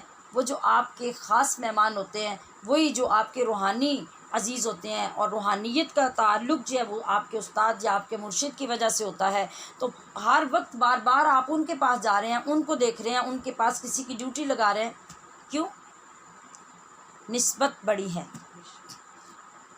اور آپ کو یہ پتہ ہے کہ یہاں اگر تھوڑی بہت کمی رہ گئی تو یہ میرے استاد تک پہنچے گا، اور پھر استاد کے ہاں میرا جو مقام ہے یا جو میری شفقت ہے وہ کم ہو جائے گی استاد کی نظر میں.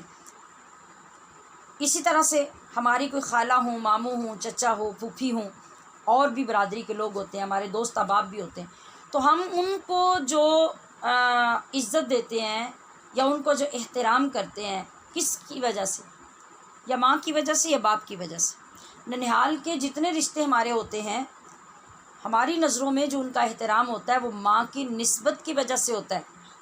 آپ تعارف بھی کرواتے ہیں تو آپ کہتے ہیں یہ میری امی کی بہن ہے، یہ میری امی کے بھائی ہیں، یہ میری امی کے بھتیجے ہیں، یہ میری امی کی بھتیجی ہیں، اور دوسری طرف آپ کے چچا ہیں، پھوپھی ہیں، ان کی اولادیں ہیں، تو آپ اپنے والد کی طرف سے اس نسبت کو بیان کرتے ہیں اور وہ نسبت بتاتے ہیں کہ یہ میرے ابو کے یہ لگتے ہیں، یہ لگتے ہیں، یہ لگتے ہیں، اور پھر آپ اس کے مطابق ان کا خیال رکھتے ہیں۔ تو یہاں بھی نسبت مجبور کر رہی ہے آپ کو کہ آپ ان کا احترام کریں۔ ہمارے مرشد کی اولاد ہو، ان کی زوجہ ہوں، ان کے اہل خانہ ہوں، تو ہم کیا کرتے ہیں؟ مرشد ہی کی طرح ان کا ادب اور اپنی جانثاری ان کے سامنے پیش کرتے ہیں۔ وجہ کیا ہے؟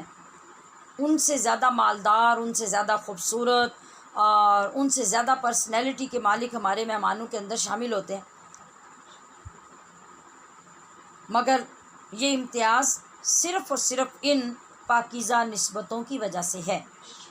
یا پھر دوسرا رخ یوں دیکھ لیجئے کہ اگر آپ کے استاد یا آپ کے مرشد یا آپ کا کوئی بہت گہرا دوست یا آپ کے ماں باپ اپنے کسی قریبی عزیز کو آپ کے پاس بھیجیں اور ساتھ یہ میسج بھی بھیج دیں، لکھ کر بھیج دیں، کال کر دیں، میسج کر دیں کہ بھئی میری طرف سے فلاں بندہ تمہارے پاس آ رہا ہے میرے پاس سے، تو بس یہی سمجھنا کہ وہ میں ہی ہوں،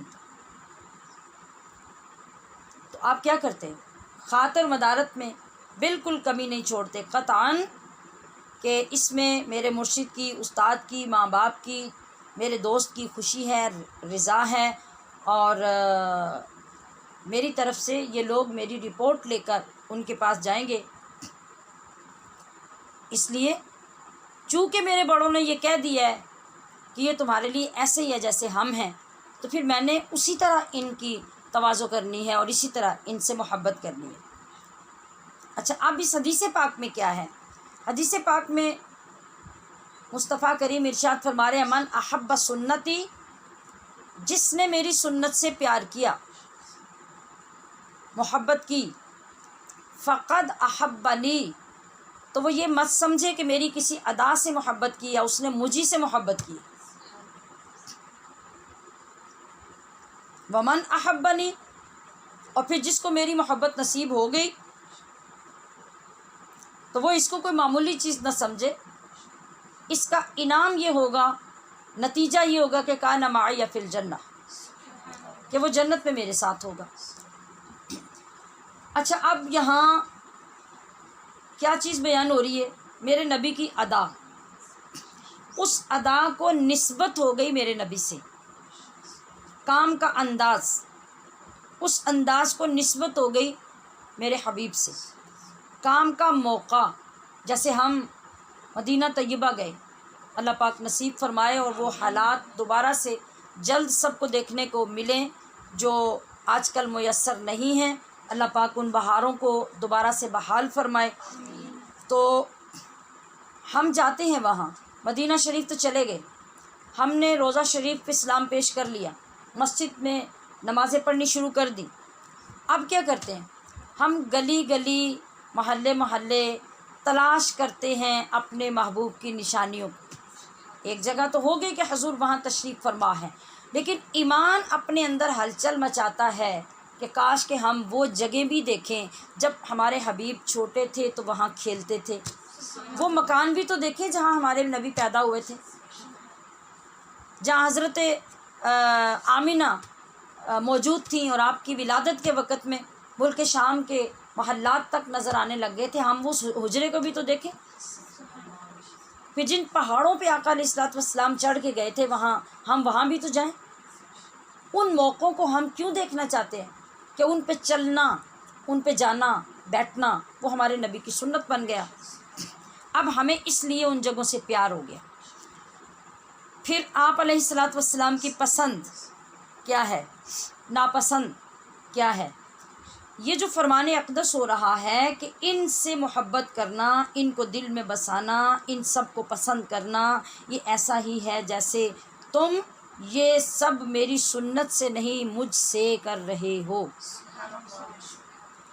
یہ بھی رحمت مصطفیٰ کی اعلیٰ ترین صورت ہے۔ قیامت تک ظاہراً ہم حبیب خدا کی زیارت نہیں کر سکتے تھے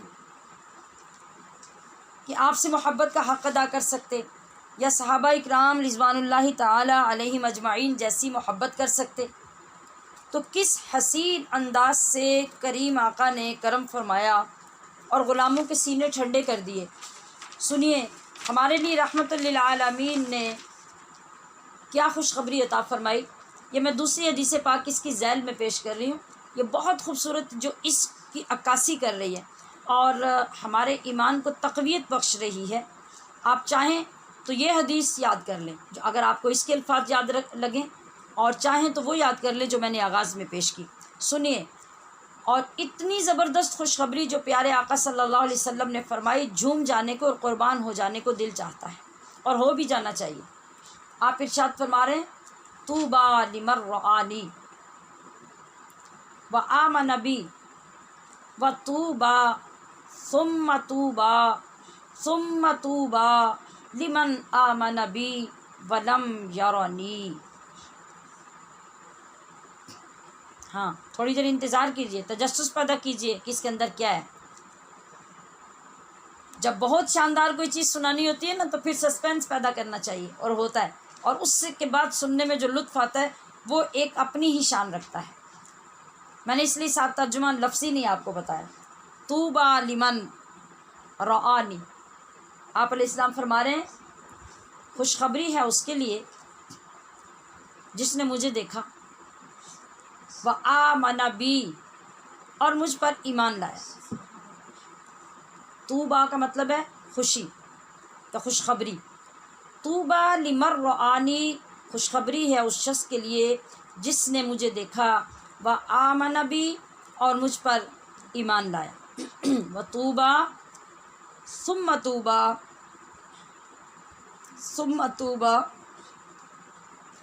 یہاں آپ نے ہم گناہگاروں پہ کرم فرماتے ہوئے 3 مرتبہ خوشخبری پیش فرمائی۔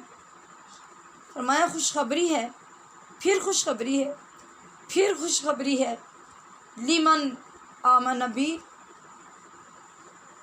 اس کے لیے جو مجھ پر ایمان لایا، ولم یرنی،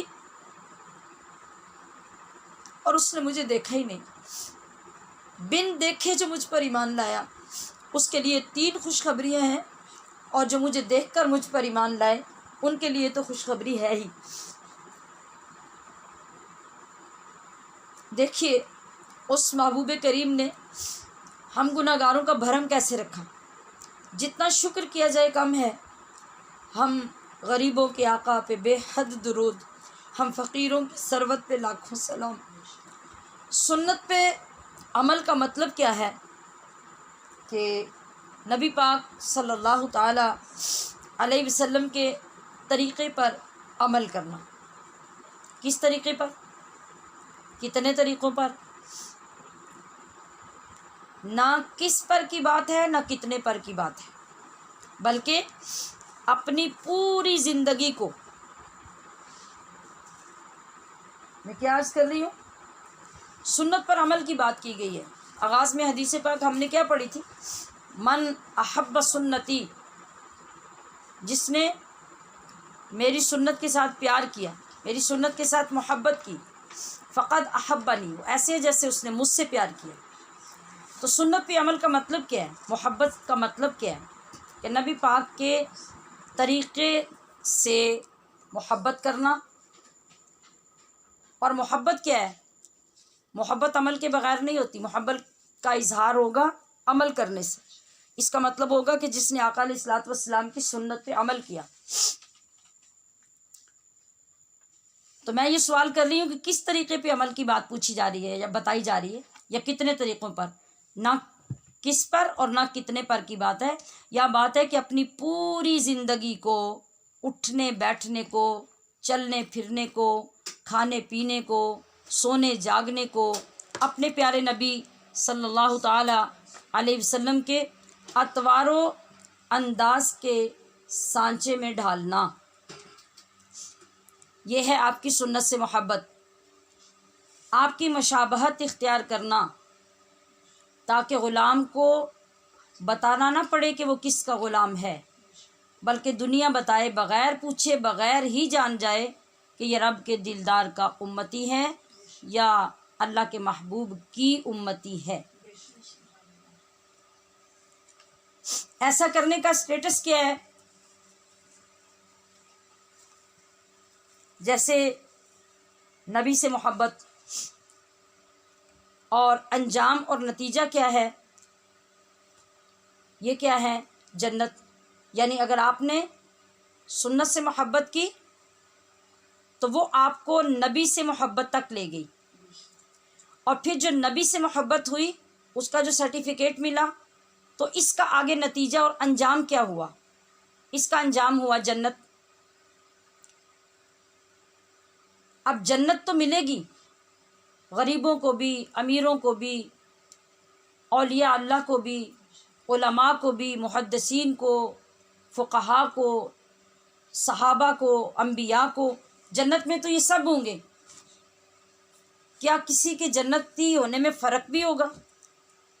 تو فرق ہوگا، ورنہ آپ علیہ الصلوۃ والسلام اپنا ساتھ نہ فرماتے، آپ نے فرمایا میرے ساتھ۔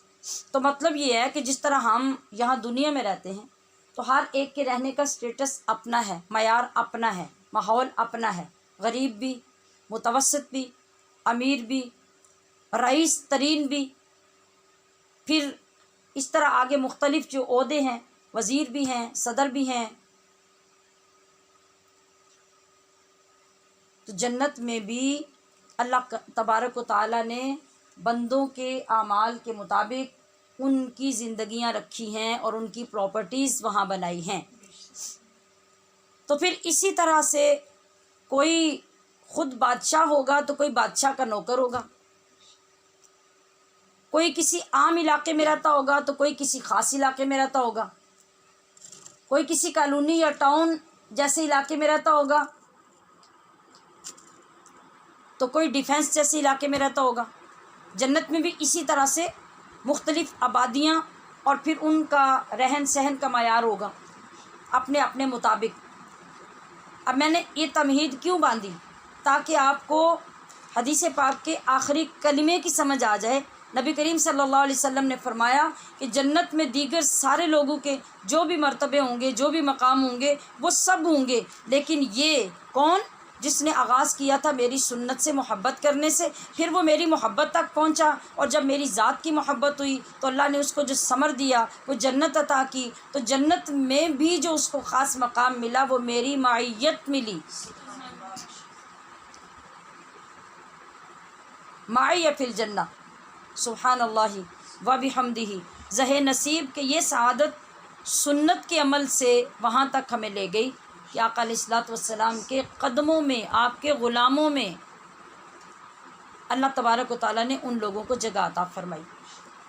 انشاءاللہ العزیز سنت کے مزید فضائل، فوائد اور اس عادت کو مزید پختہ کرنے کے لیے ہم اس ٹاپک کو کسی اور اینگل سے آگے بیان کریں گے۔ ابھی تو یہ مختصر اتنا کہ جس سے ہمیں سنت کی اہمیت کا پتہ چل جائے، ہم نے اس حدیث کے تحت شامل کیا۔ تو آج کی حصہ دعا کی جو دعا ہے ہمارے پاس وہ ہے کسی خوبصورت چیز یا کسی خوبصورت چہرے کو دیکھ کر پڑھنے کی دعا۔ یہ میں نے مختصر الفاظ آپ کے لیے منتخب کیے ہیں جو آسان دعا ہو اور جس کو بار بار پڑھنے کی ضرورت بھی پڑتی ہے، اور یہ قرآن پاک سے آیت سے ثابت ہے، آیت کا بلکہ حصہ ہے۔ یہ الفاظ ہیں فتبارک اللہ، پڑھ لیجئے، فتبارک اللہ، فتبارک اللہ۔ اب یہ مشکل الفاظ نہیں ہے، بارک اللہ یا تبارک اللہ یہ ہم لفظ اردو میں بھی بول لیتے ہیں۔ تو اب اس لحاظ سے اس تبارک اللہ کے اوپر صرف فا فالتو لگی ہے، فتبارک اللہ، اگر اس کو فا کو نہ بھی لگائیں تو بھی تبارک اللہ ٹھیک ہوگا، اور اگر آپ فا لگا بھی لیں گے تو پھر اسی طرح لفظ ہوگا جیسے قرآن پاک میں لکھے فتبارک اللہ، تو یہ کلمہ ہمارے لیے مشکل نہ رہا۔ احسن، احسن یہ تفصیل کا صیغہ ہے، یعنی بہت زیادہ خوبصورت، بہت زیادہ اچھا، بہت زیادہ حسین۔ تو لفظ احسن پہ بھی اگر تھوڑا سا غور کریں تو یہ لفظ بھی ہم اردو میں لوگوں کے نام بھی ہوتے ہیں جس کو ہم اردو لہجے میں اکثر جو ہے وہ احسن احسن بولتے ہیں، اصل میں وہ لفظ احسن ہی ہوتا ہے۔ الخالقین، احسن الخالقین، احسن الخالقین، ما شاء اللہ۔ جی آپ پوری دعا سنیے، فتبارک اللہ احسن الخالقین ما شاء اللہ، فتبارک اللہ احسن الخالقین ما شاء اللہ۔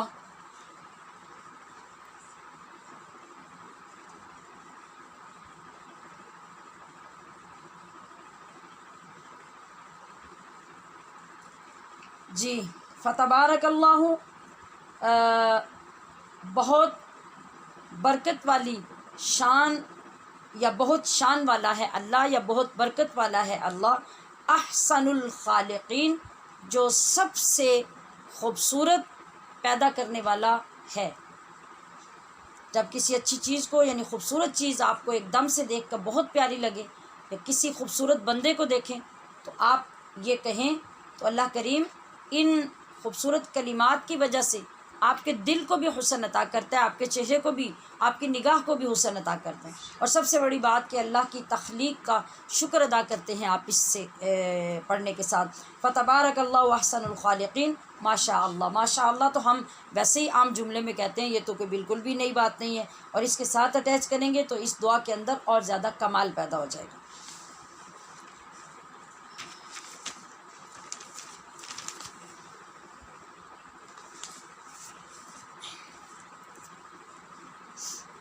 جی تیسرا پورشن ہے ہمارے پاس آج حصۃ الفقہ، جو ہم نے کل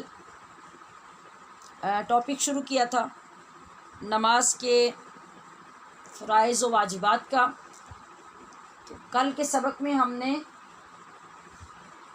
نماز کی شرطیں پڑھی تھی جو نماز سے پہلے ضروری ہوتی ہیں، لازم ہوتی ہیں، اور ان کے بغیر ہماری نماز نہیں ہو سکتی، ٹھیک ہے۔ اور وہ 6 شرائط تھیں: طہارت، ستر عورت، استقبال قبلہ، وقت، نیت اور تکبیر تحریمہ۔ جی ریویژن ہو گئی آپ کی بھی، یہ 6 شرطیں تھیں جو ہم نے کل مکمل کی تھیں، اور آج اس پوری تیاری کے بعد اللہ کے فضل سے ہم داخل ہوں گے نماز میں۔ نماز میں داخل ہونے کے لیے پہلے یہ جاننا ضروری ہے کہ نماز میں کتنے کام فرض ہیں، توجہ رہے۔ اور فرض کی تعریف میں آپ سب کی خدمت میں عرض کر چکی ہوں کہ کسی بھی عبادت یا کسی بھی کام میں جو چیز فرض ہوتی ہے اس کا مقام یا اس کی ویلیو اس کے اندر یہ ہوتی ہے کہ اگر وہ نہ ہو تو وہ کام اور وہ عبادت ہو ہی نہیں سکتی۔ اب ہم یہاں اس چیز کو انڈرسٹینڈ کریں گے جو میں نے آپ کو وہاں اصطلاح میں پڑھائی تھی، جس کا ابھی میں نے ذکر کیا کہ فرض کی ویلیو یہ ہوتی ہے کہ جب وہ کسی عبادت سے متعلق فرض ہو، یعنی اس کا فرض ہو، یا کسی کام جو شرعی کام ہے اس کا فرض ہے، تو وہ جب تک اس عبادت کے اندر نہیں ہوگا وہ عبادت ہوگی نہیں۔ آج ہم پڑھیں گے کہ نماز کے 7 فرض ہیں۔ بعض کتابوں میں، بعض اصطلاحات میں جو ہم نے شرائط پڑھی ہیں ان کو نماز کے خارجی فرائض بھی کہا جاتا ہے، اور یہ جو 7 آج پڑھنے لگے ہیں ان کو نماز فرض۔ تو شرطیں وہ تھی جو نماز کی تیاری کے لیے لازم تھی، اور فرض وہ تھے جو نماز کے اندر لازم ہے، یہ فرق تھا۔ اب ایک اور اصطلاح میں آپ کو عرض کر رہی ہوں، وہ ہے کہ نماز کے خارجی فرائض، اور وہ ہیں نماز کی شرطیں جو کل ہم نے 6 پڑھی ہیں، اور نماز کے داخلی فرائض یعنی جو اندر ہیں وہ ابھی ہم پڑھنے لگے ہیں۔ نمبر 1 تکبیر تحریمہ، نمبر 2 قیام، نمبر 3 قرات، نمبر 4 اس لفظ کو بھی ٹھیک کرنا ہے، بہت سے لوگ اس کو قرت پڑھتے ہیں، تو قرت جو ہے وہ بالکل متضاد لفظ ہے۔ بعض جگہ پہ قرت کا مطلب گندگی بھی لکھا گیا ہے، ناپاکی بھی لکھا گیا ہے، اور اس طرح سے یہ لفظ چونکہ عربی کا ہے اس کو بھی درست کر لیجئے۔ قرات لفظ ہوگا قرات، تو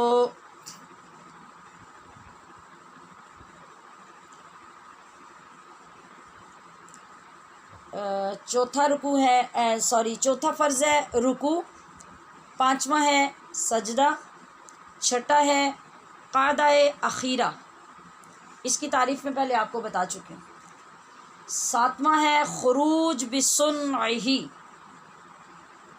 قعدہ اخیرہ پھر دہرا دوں، قعدہ کا مطلب ہوتا ہے بیٹھنا، اخیرہ کا مطلب اینڈ والا، آخر والا، یعنی نماز کے آخر پر جو تحیات پڑھی جاتی ہے اس کو قعدہ اخیرہ کہا جاتا ہے۔ اخیرہ کا لفظ اس لیے استعمال کیا گیا کہ ایک ہوتا ہے قعدہ اولا، دوسرا ہوتا ہے قعدہ اخیرہ، دونوں کے احکام مختلف ہیں۔ قعدہ اولا ہوتا ہے 3 رکعت والی نماز میں اور 4 والی میں، اور جو 2 والی ہوتی ہے اس میں تو ایک ہی قعدہ ہوتا ہے، وہی اولا ہوتا ہے، وہی اخیرہ ہوتا ہے، اس میں 2 کی ضرورت بولنے کی بھی نہیں ہوتی کیونکہ پڑھا ہی ایک جاتا ہے۔ تو اب جب ہم 3 رکعت والی نماز میں پہلی اتحیات پڑھیں گے تو اس کو کہیں گے قعدہ اولا۔ میں نے آپ کو یہ فرق بھی اصطلاحات میں بتایا تھا کہ ایک لفظ ہوتا ہے اولا، ایک ہوتا ہے اولا۔ اولا کا مطلب ہوتا ہے افضل، اولا کا مطلب ہوتا ہے پہلا۔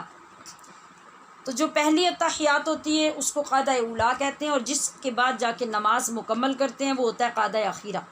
7واں فرض ہے نماز کا خروج بسنعہ، لفظ دہرا لیجیے، یہ عربی کا لفظ ہے، آپ کو بعد میں بھول نہ جائے۔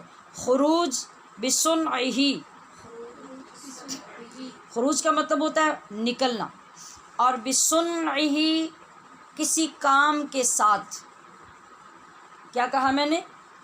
کسی کام کے ساتھ، یا کسی چیز سے، کسی بھی ایسی حرکت سے اس کو کہا جائے گا بسنعہ، یعنی کچھ کر کے جو نماز کے علاوہ ہو۔ یہ جو میں نے 7 فرائض ابھی آپ کے سامنے پیش کیے ہیں یہ ہیں نماز کے اندر کے۔ ان میں سے سب سے پہلا فرض ہے تکبیر تحریمہ، اور میں نے عرض کیا تھا کہ اس کا تعلق پیچھے والی شرائط کے ساتھ بھی ہے اور آگے والے فرائض کے ساتھ بھی ہے، کیونکہ ادھر وہ اینڈ ہوتا ہے اور ادھر بالکل اس کے ساتھ پوری نماز جڑی ہوئی ہوتی ہے۔ یہ جو 7 فرائض ہیں ان میں سے ایک کام بھی جان بوجھ کر یا بھول کر چھوٹ جائے تو سجدہ سہو ادا کرنے سے بھی نماز نہیں ہوگی، ٹھیک ہے؟ بلکہ نئے سرے سے نماز پڑھنا ضروری ہوگا۔ مطلب قیام نہیں کیا، قرات نہیں کی، رکوع نہیں کیا، سجدہ نہیں کیا، قعدہ اخیرہ نہیں کیا، اور خروج بسنعہ ہی نہیں کیا، یعنی آخر پہ کوئی ایسا کام نہیں کیا جس سے اسپیشلی آپ نماز سے باہر آئیں۔ ان میں سے کچھ بھی چھوٹا یا ناقص ہوا یا آگے پیچھے ہوا، غلط ہوا تو نماز جاتی رہے گی۔ آئیے تکبیر تحریمہ کو دیکھتے ہیں۔ حقیقتاً یہ شرائط نماز میں سے ہے، یعنی خارجی فرضوں میں سے۔ چونکہ یہ نماز کے افعال سے بہت ملی ہوئی ہے اس وجہ سے اس کا شمار فرائض نماز میں بھی ہوا ہے۔ نماز کے شروع کے وقت جو اللہ اکبر کہا جاتا ہے اسی کا نام تکبیر تحریمہ ہے۔ سمجھ لیا آپ نے؟ اس اللہ اکبر کو تکبیر تحریمہ کہتے ہیں۔ اب آپ کے ذہن میں فوراً سوال آیا ہوگا کہ وہ جو باقی ساری تکبیریں آتی ہیں نماز میں، رکوع سے پہلے اللہ اکبر، سجدے سے پہلے اللہ اکبر، اٹھنے سے پہلے اللہ اکبر، تو وہ ساری تکبیریں کدھر گئیں؟ تو ابھی سمجھ لیتے ہیں. اللہ اکبر کہنا تکبیر تحریمہ ہے، اور یہ تکبیر تحریمہ نماز کے لیے فرض ہے. اس کو چھوڑ دینے سے نماز نہیں ہوگی. اور ایسا ہو بھی سکتا ہے، اگر نہ ہو سکتا ہوتا تو لکھا نہ جاتا. ہو کیسے سکتا ہے؟ ہو اس طرح سکتا ہے کہ آپ یا میں یا کوئی بھی بعض اوقات جب نماز کے لیے جاتے ہیں، کبھی ہم ٹینس ہوتے ہیں اور کبھی ڈپریس میں ہوتے ہیں، کبھی مطلب کچھ ہوتا ہے، اور ایسا ہوتا ہے کہ خیال ہمارا کہیں اور ہوتا ہے، اور ہم نماز کے لیے جاتے ہیں. جائے نماز پہ کھڑے ہو کے تو ہم ہاتھ اٹھا کے اللہ اکبر کہتے ہیں، تو یا تو دل میں ہی تصور کر لیتے ہیں اللہ اکبر کا، یا وہ بھی نہیں ہوتا اور ایسے ہاتھ اٹھا کے ہم سبحانک اللہم شروع کر دیتے ہیں. آپ کبھی غور کریے گا کہ ایسا ہوگا یا ایسا ہوتا ہے، کبھی نہ کبھی ایسا کسی کے ساتھ ہوتا ہے. یا پھر بعض لوگوں کو یہی پتہ نہیں ہوتا کہ نماز جو آہستہ ہم نے پڑھنی ہے تو اس کے پڑھنے کی حد کیا ہے. بہت سے لوگ کہتے ہیں دل میں پڑھتے ہیں. دل میں جو چیز پڑھی جاتی ہے وہ پڑھی جاتی ہی نہیں ہے. دل میں تو خیال آتا ہے، پڑھنا تو زبان پہ آتا ہے. تو زبان کے لیے ہمیں تلفظ دیا گیا ہے، اور زبان سے پڑھنے کے لیے ہمارے لیے مخارج مقرر کیے گئے ہیں کہ جو چیز آپ نے زبان سے بولنی ہے اپنی جگہ سے نکالنی ہے، اس کا تلفظ کرنا ہے. تو مجھے یہ بتائیے کہ اگر دل میں آپ پڑھیں گے، بعض لوگ زبان ہی نہیں کھولتے نماز پڑھتے. ایسے بھی بعض لوگوں کو دیکھا گیا کہ ان کا منہ بند ہوتا ہے اور وہ نماز پڑھ رہے ہوتے ہیں. ان سے کوئی سوال بھی کرے تو جواب یہ ملتا ہے کہ ہم دل میں پڑھتے ہیں. تو یہ طریقہ غلط ہوگا، اس سے نماز نہیں ہوگی. اور ایسے میں اگر آپ نے ہاتھ اٹھائے اور زبان سے بول کر اللہ اکبر نہیں کہا تلفظ کے ساتھ تو آپ کی تکبیر تحریمہ نہیں ہوگی. تو جب آغاز ہی نہیں ہوا تو نماز کیسی؟ جب آغاز ہی نہیں ہوا تو نماز کیسی؟ ایک ہوتا ہے بیچ میں جا کے نماز کا خراب ہو جانا یا ٹوٹ جانا یا فاسد ہو جانا، اور ایک یہ ہے کہ نماز شروع نہیں ہوئی. اچھا، تو اب کیا ضرورت ہوگی ہمیں نماز کا طریقہ یہ بتایا گیا کہ آپ اس طریقے سے نماز پڑھیں کہ جو لفظ آپ پڑھ رہے ہیں آپ ان کا تلفظ خود سن سکیں. ٹھیک ہے، یہ خاص طور پہ ہمارا خواتین کا جو طریقہ ہوگا، چونکہ ہم جماعت کے ساتھ تو نماز نہیں پڑھتے. جماعت میں تو بیشتر حصہ امام صاحب پڑھتے ہیں اور مقتدی صرف سن رہے ہوتے ہیں، اور کچھ حصہ انہوں نے پڑھنا ہوتا ہے، اور ان کے لیے بھی یہ حکم ہے کہ وہ اس طرح سے پڑھیں کہ انہیں خود سمجھ آ رہی ہو کہ انہوں نے کیا لفظ بولا ہے. تو خاتون نے تو ساری نماز خود بول کے پڑھنی ہے، لہٰذا پوری نماز کے تمام الفاظ کا تلفظ ٹھیک ہونا، حتیٰ کہ پڑھتے ہوئے اگر یہ ضروری نہ ہوتا کہ تلفظ ہو تو پھر ہمیں اس چیز کی تاکید کیوں کی جاتی کہ قل کہنا بھی سیکھو، حمد کہنا بھی سیکھو، اکبر کہنا بھی سیکھو. اگر یہ غلط ہوگا، اگر دل میں ہی پڑھنا ہے تو سیکھنے کی کیا ضرورت؟ تصور کرتے جاؤ، نماز پڑھتے جاؤ. تو نماز نہیں ہو رہی اس طرح. آپ نے اگر نماز پڑھنی ہے تو پھر آپ کو دیکھنا ہے، سننا ہے اپنے الفاظ کو کہ میں جو پڑھ رہی ہوں وہ ٹھیک پڑھ رہی ہوں، اور جو میں نے تلفظ سیکھا ہے وہاں سے میرے الفاظ ادا ہو رہے ہیں. اور ہماری بچیاں جو خاص طور پہ ہوتی ہیں، جو ابھی اس فکر کی عمر کو نہیں پہنچتی اور ہر چیز کو لاؤبالی میں کرتی جاتی ہیں، وہ بھی خدا را سنیے کہ آپ نماز کو مذاق مت بنائیے اور صرف اوپر نیچے ہونے کا نام نماز مت سمجھیے. آپ اس نزاکت کو دیکھیے کہ آپ نماز جو پڑھ رہے ہیں وہ کس کی نماز ہے اور کیا چیز ہے، اس کی روح کیا ہے، اور اس کے مطابق الفاظ، تلفظ، درستگی، قرات، یہ سب درست کر کے آپ نماز پڑھیے تو پھر آپ کی نماز ہوگی. جی، تو ہمارے پاس سوال یہ تھا کہ جو باقی تکبیریں پڑھتے ہیں ہم رکوع سجود میں، تو اس تکبیر کو پھر کیا کہیں گے؟ تو اس کا جواب یہ ہے کہ وہ ساری تکبیریں اور ہر تکبیر وہ جو ہوتی ہے وہ تکبیر انتقال کہلاتی ہے. تکبیر انتقال یعنی منتقل ہونا، حالت بدلنا، ایک حالت سے دوسری حالت کی طرف جب ہم جاتے ہیں تو اس وقت ہم کہتے ہیں اللہ اکبر. تو اس وقت ہمارا یہ جو انتقال اصل میں کہتے ہیں یعنی ایک جگہ سے دوسری جگہ پہ جانے کو، اس کو فوتگی مت سمجھ لیجیے گا. ہم وہاں بھی یہ لفظ بولتے ہیں نا، فلاں کا انتقال ہو گیا، تو یہ انتقال بمشکل آپ کا رکوع سے سجود کی طرف ہی جائے گا. تو اس کا اصل معنی ہے انتقال کا، حالت کا بدلنا، جگہ کا بدلنا، مقام کا بدلنا. تو جب ہم قیام سے رکوع کی طرف منتقل ہوتے ہیں تو ہم کہتے ہیں اللہ اکبر، یہ ہوئی تکبیر انتقال. اور قوما سے سجدے کی طرف جاتے ہیں تو ہم کہتے ہیں اللہ اکبر، یہاں بھی ہوئی تکبیر انتقال، باقی بھی اسی طرح سمجھ لیجیے. اب ہیں تحریمہ کے مسائل. جن نمازوں میں قیام فرض ہے ان میں تکبیر تحریمہ کے لیے بھی قیام فرض ہے. یہ شاید پیچھے بھی اس کی بات نہیں ہوئی، آگے ہم انشاءاللہ نماز میں یہ بات کریں گے. یہ بات بڑی امپورٹنٹ ہے کہ جن نمازوں میں قیام فرض ہے. جن کا کیا مطلب ہوا؟ اس کا مطلب ہوا کہ کسی نماز سے قیام ثابت بھی ہو سکتا ہے. تو ہمیں یہ پتہ ہونا چاہیے، یہ ضروری ہے. ورنہ اگر ہمیں یہ ضروری نہیں پتہ ہوگا تو ہم بس مشقت کرتے رہیں گے اور ہمارے پلے کچھ بھی نہیں ہوگا. تو کسی نے اگر بیٹھ کر تکبیر کہی اور پھر کھڑا ہو گیا تو نماز نہیں ہوگی. جیسے کوئی فرض پڑھنے لگا اور عادت تھی فرض بیٹھ کے پڑھنے کی، یا دل نہیں کر رہا تھا کھڑے ہو کے پڑھنے کو، جیسے کوئی بزرگ بندہ ہو یا کوئی بیمار ہو یا کچھ ہو، تو وہ پہلے مصلی پہ بیٹھا، اس نے کہا کہ میں مطلب بیٹھ کے تو تکبیر کر لوں. جب تکبیر پڑھی، اللہ اکبر کہا، تو ہمت پیدا کرنے کی کوشش کی کہ بھئی میری تو اس طرح نماز نہیں ہوگی، مجھے کھڑے ہو کے نماز پڑھنی چاہیے. اور قیام کے لیے اس نے مطلب آگے دوبارہ وہ کھڑے ہونے کی کوشش کی یا اٹھ کے نماز پڑھی. اب وہ جو بیٹھ کے اس نے تکبیر تحریمہ کہی تھی، یہاں اس کا تکبیر تحریمہ کے لیے بھی کھڑا ہونا فرض تھا، لہٰذا اب اس کی نماز نہیں ہوئی.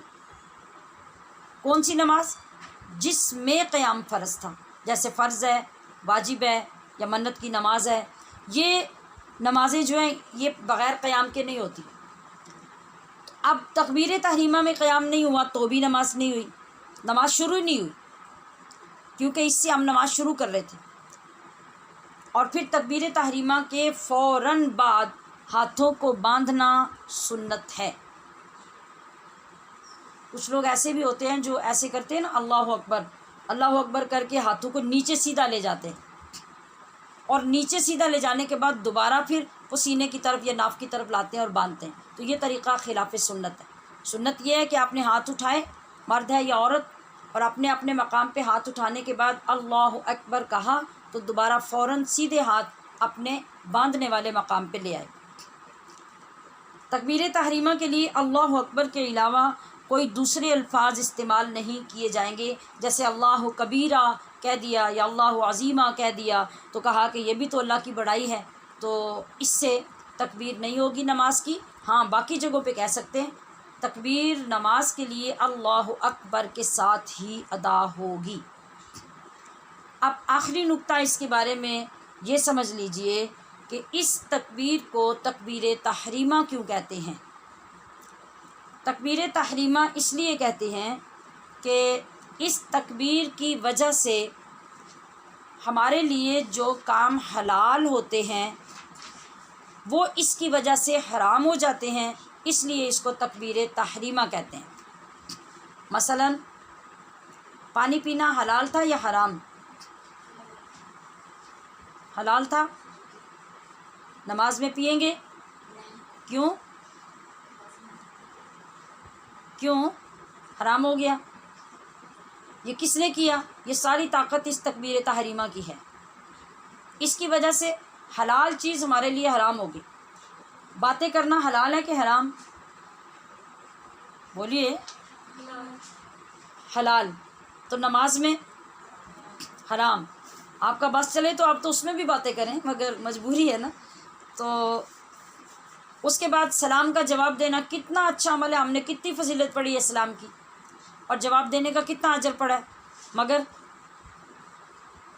نماز میں حرام. نماز میں آپ نہیں کر سکتے. اسی طرح چلنا پھرنا، کوئی چیز پکڑنا، کوئی چیز رکھنا، یہ سب چیزیں حلال تھیں.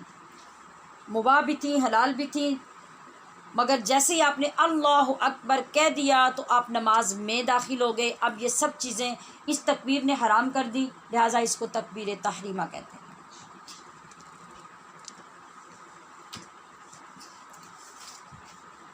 جی سبحان ربک رب العزت عما یصفون وسلام علی المرسلین والحمد للہ رب العالمین. سبحانک اللہم وبحمدک اشہد ان لا الہ الا انت استغفرک واتوب الیک. صلی اللہ تعالی علی حبیبہ محمد وآلہ واصحابہ اجمعین برحمتک یا ارحم الراحمین. السلام علیکم ورحمۃ اللہ وبرکاتہ.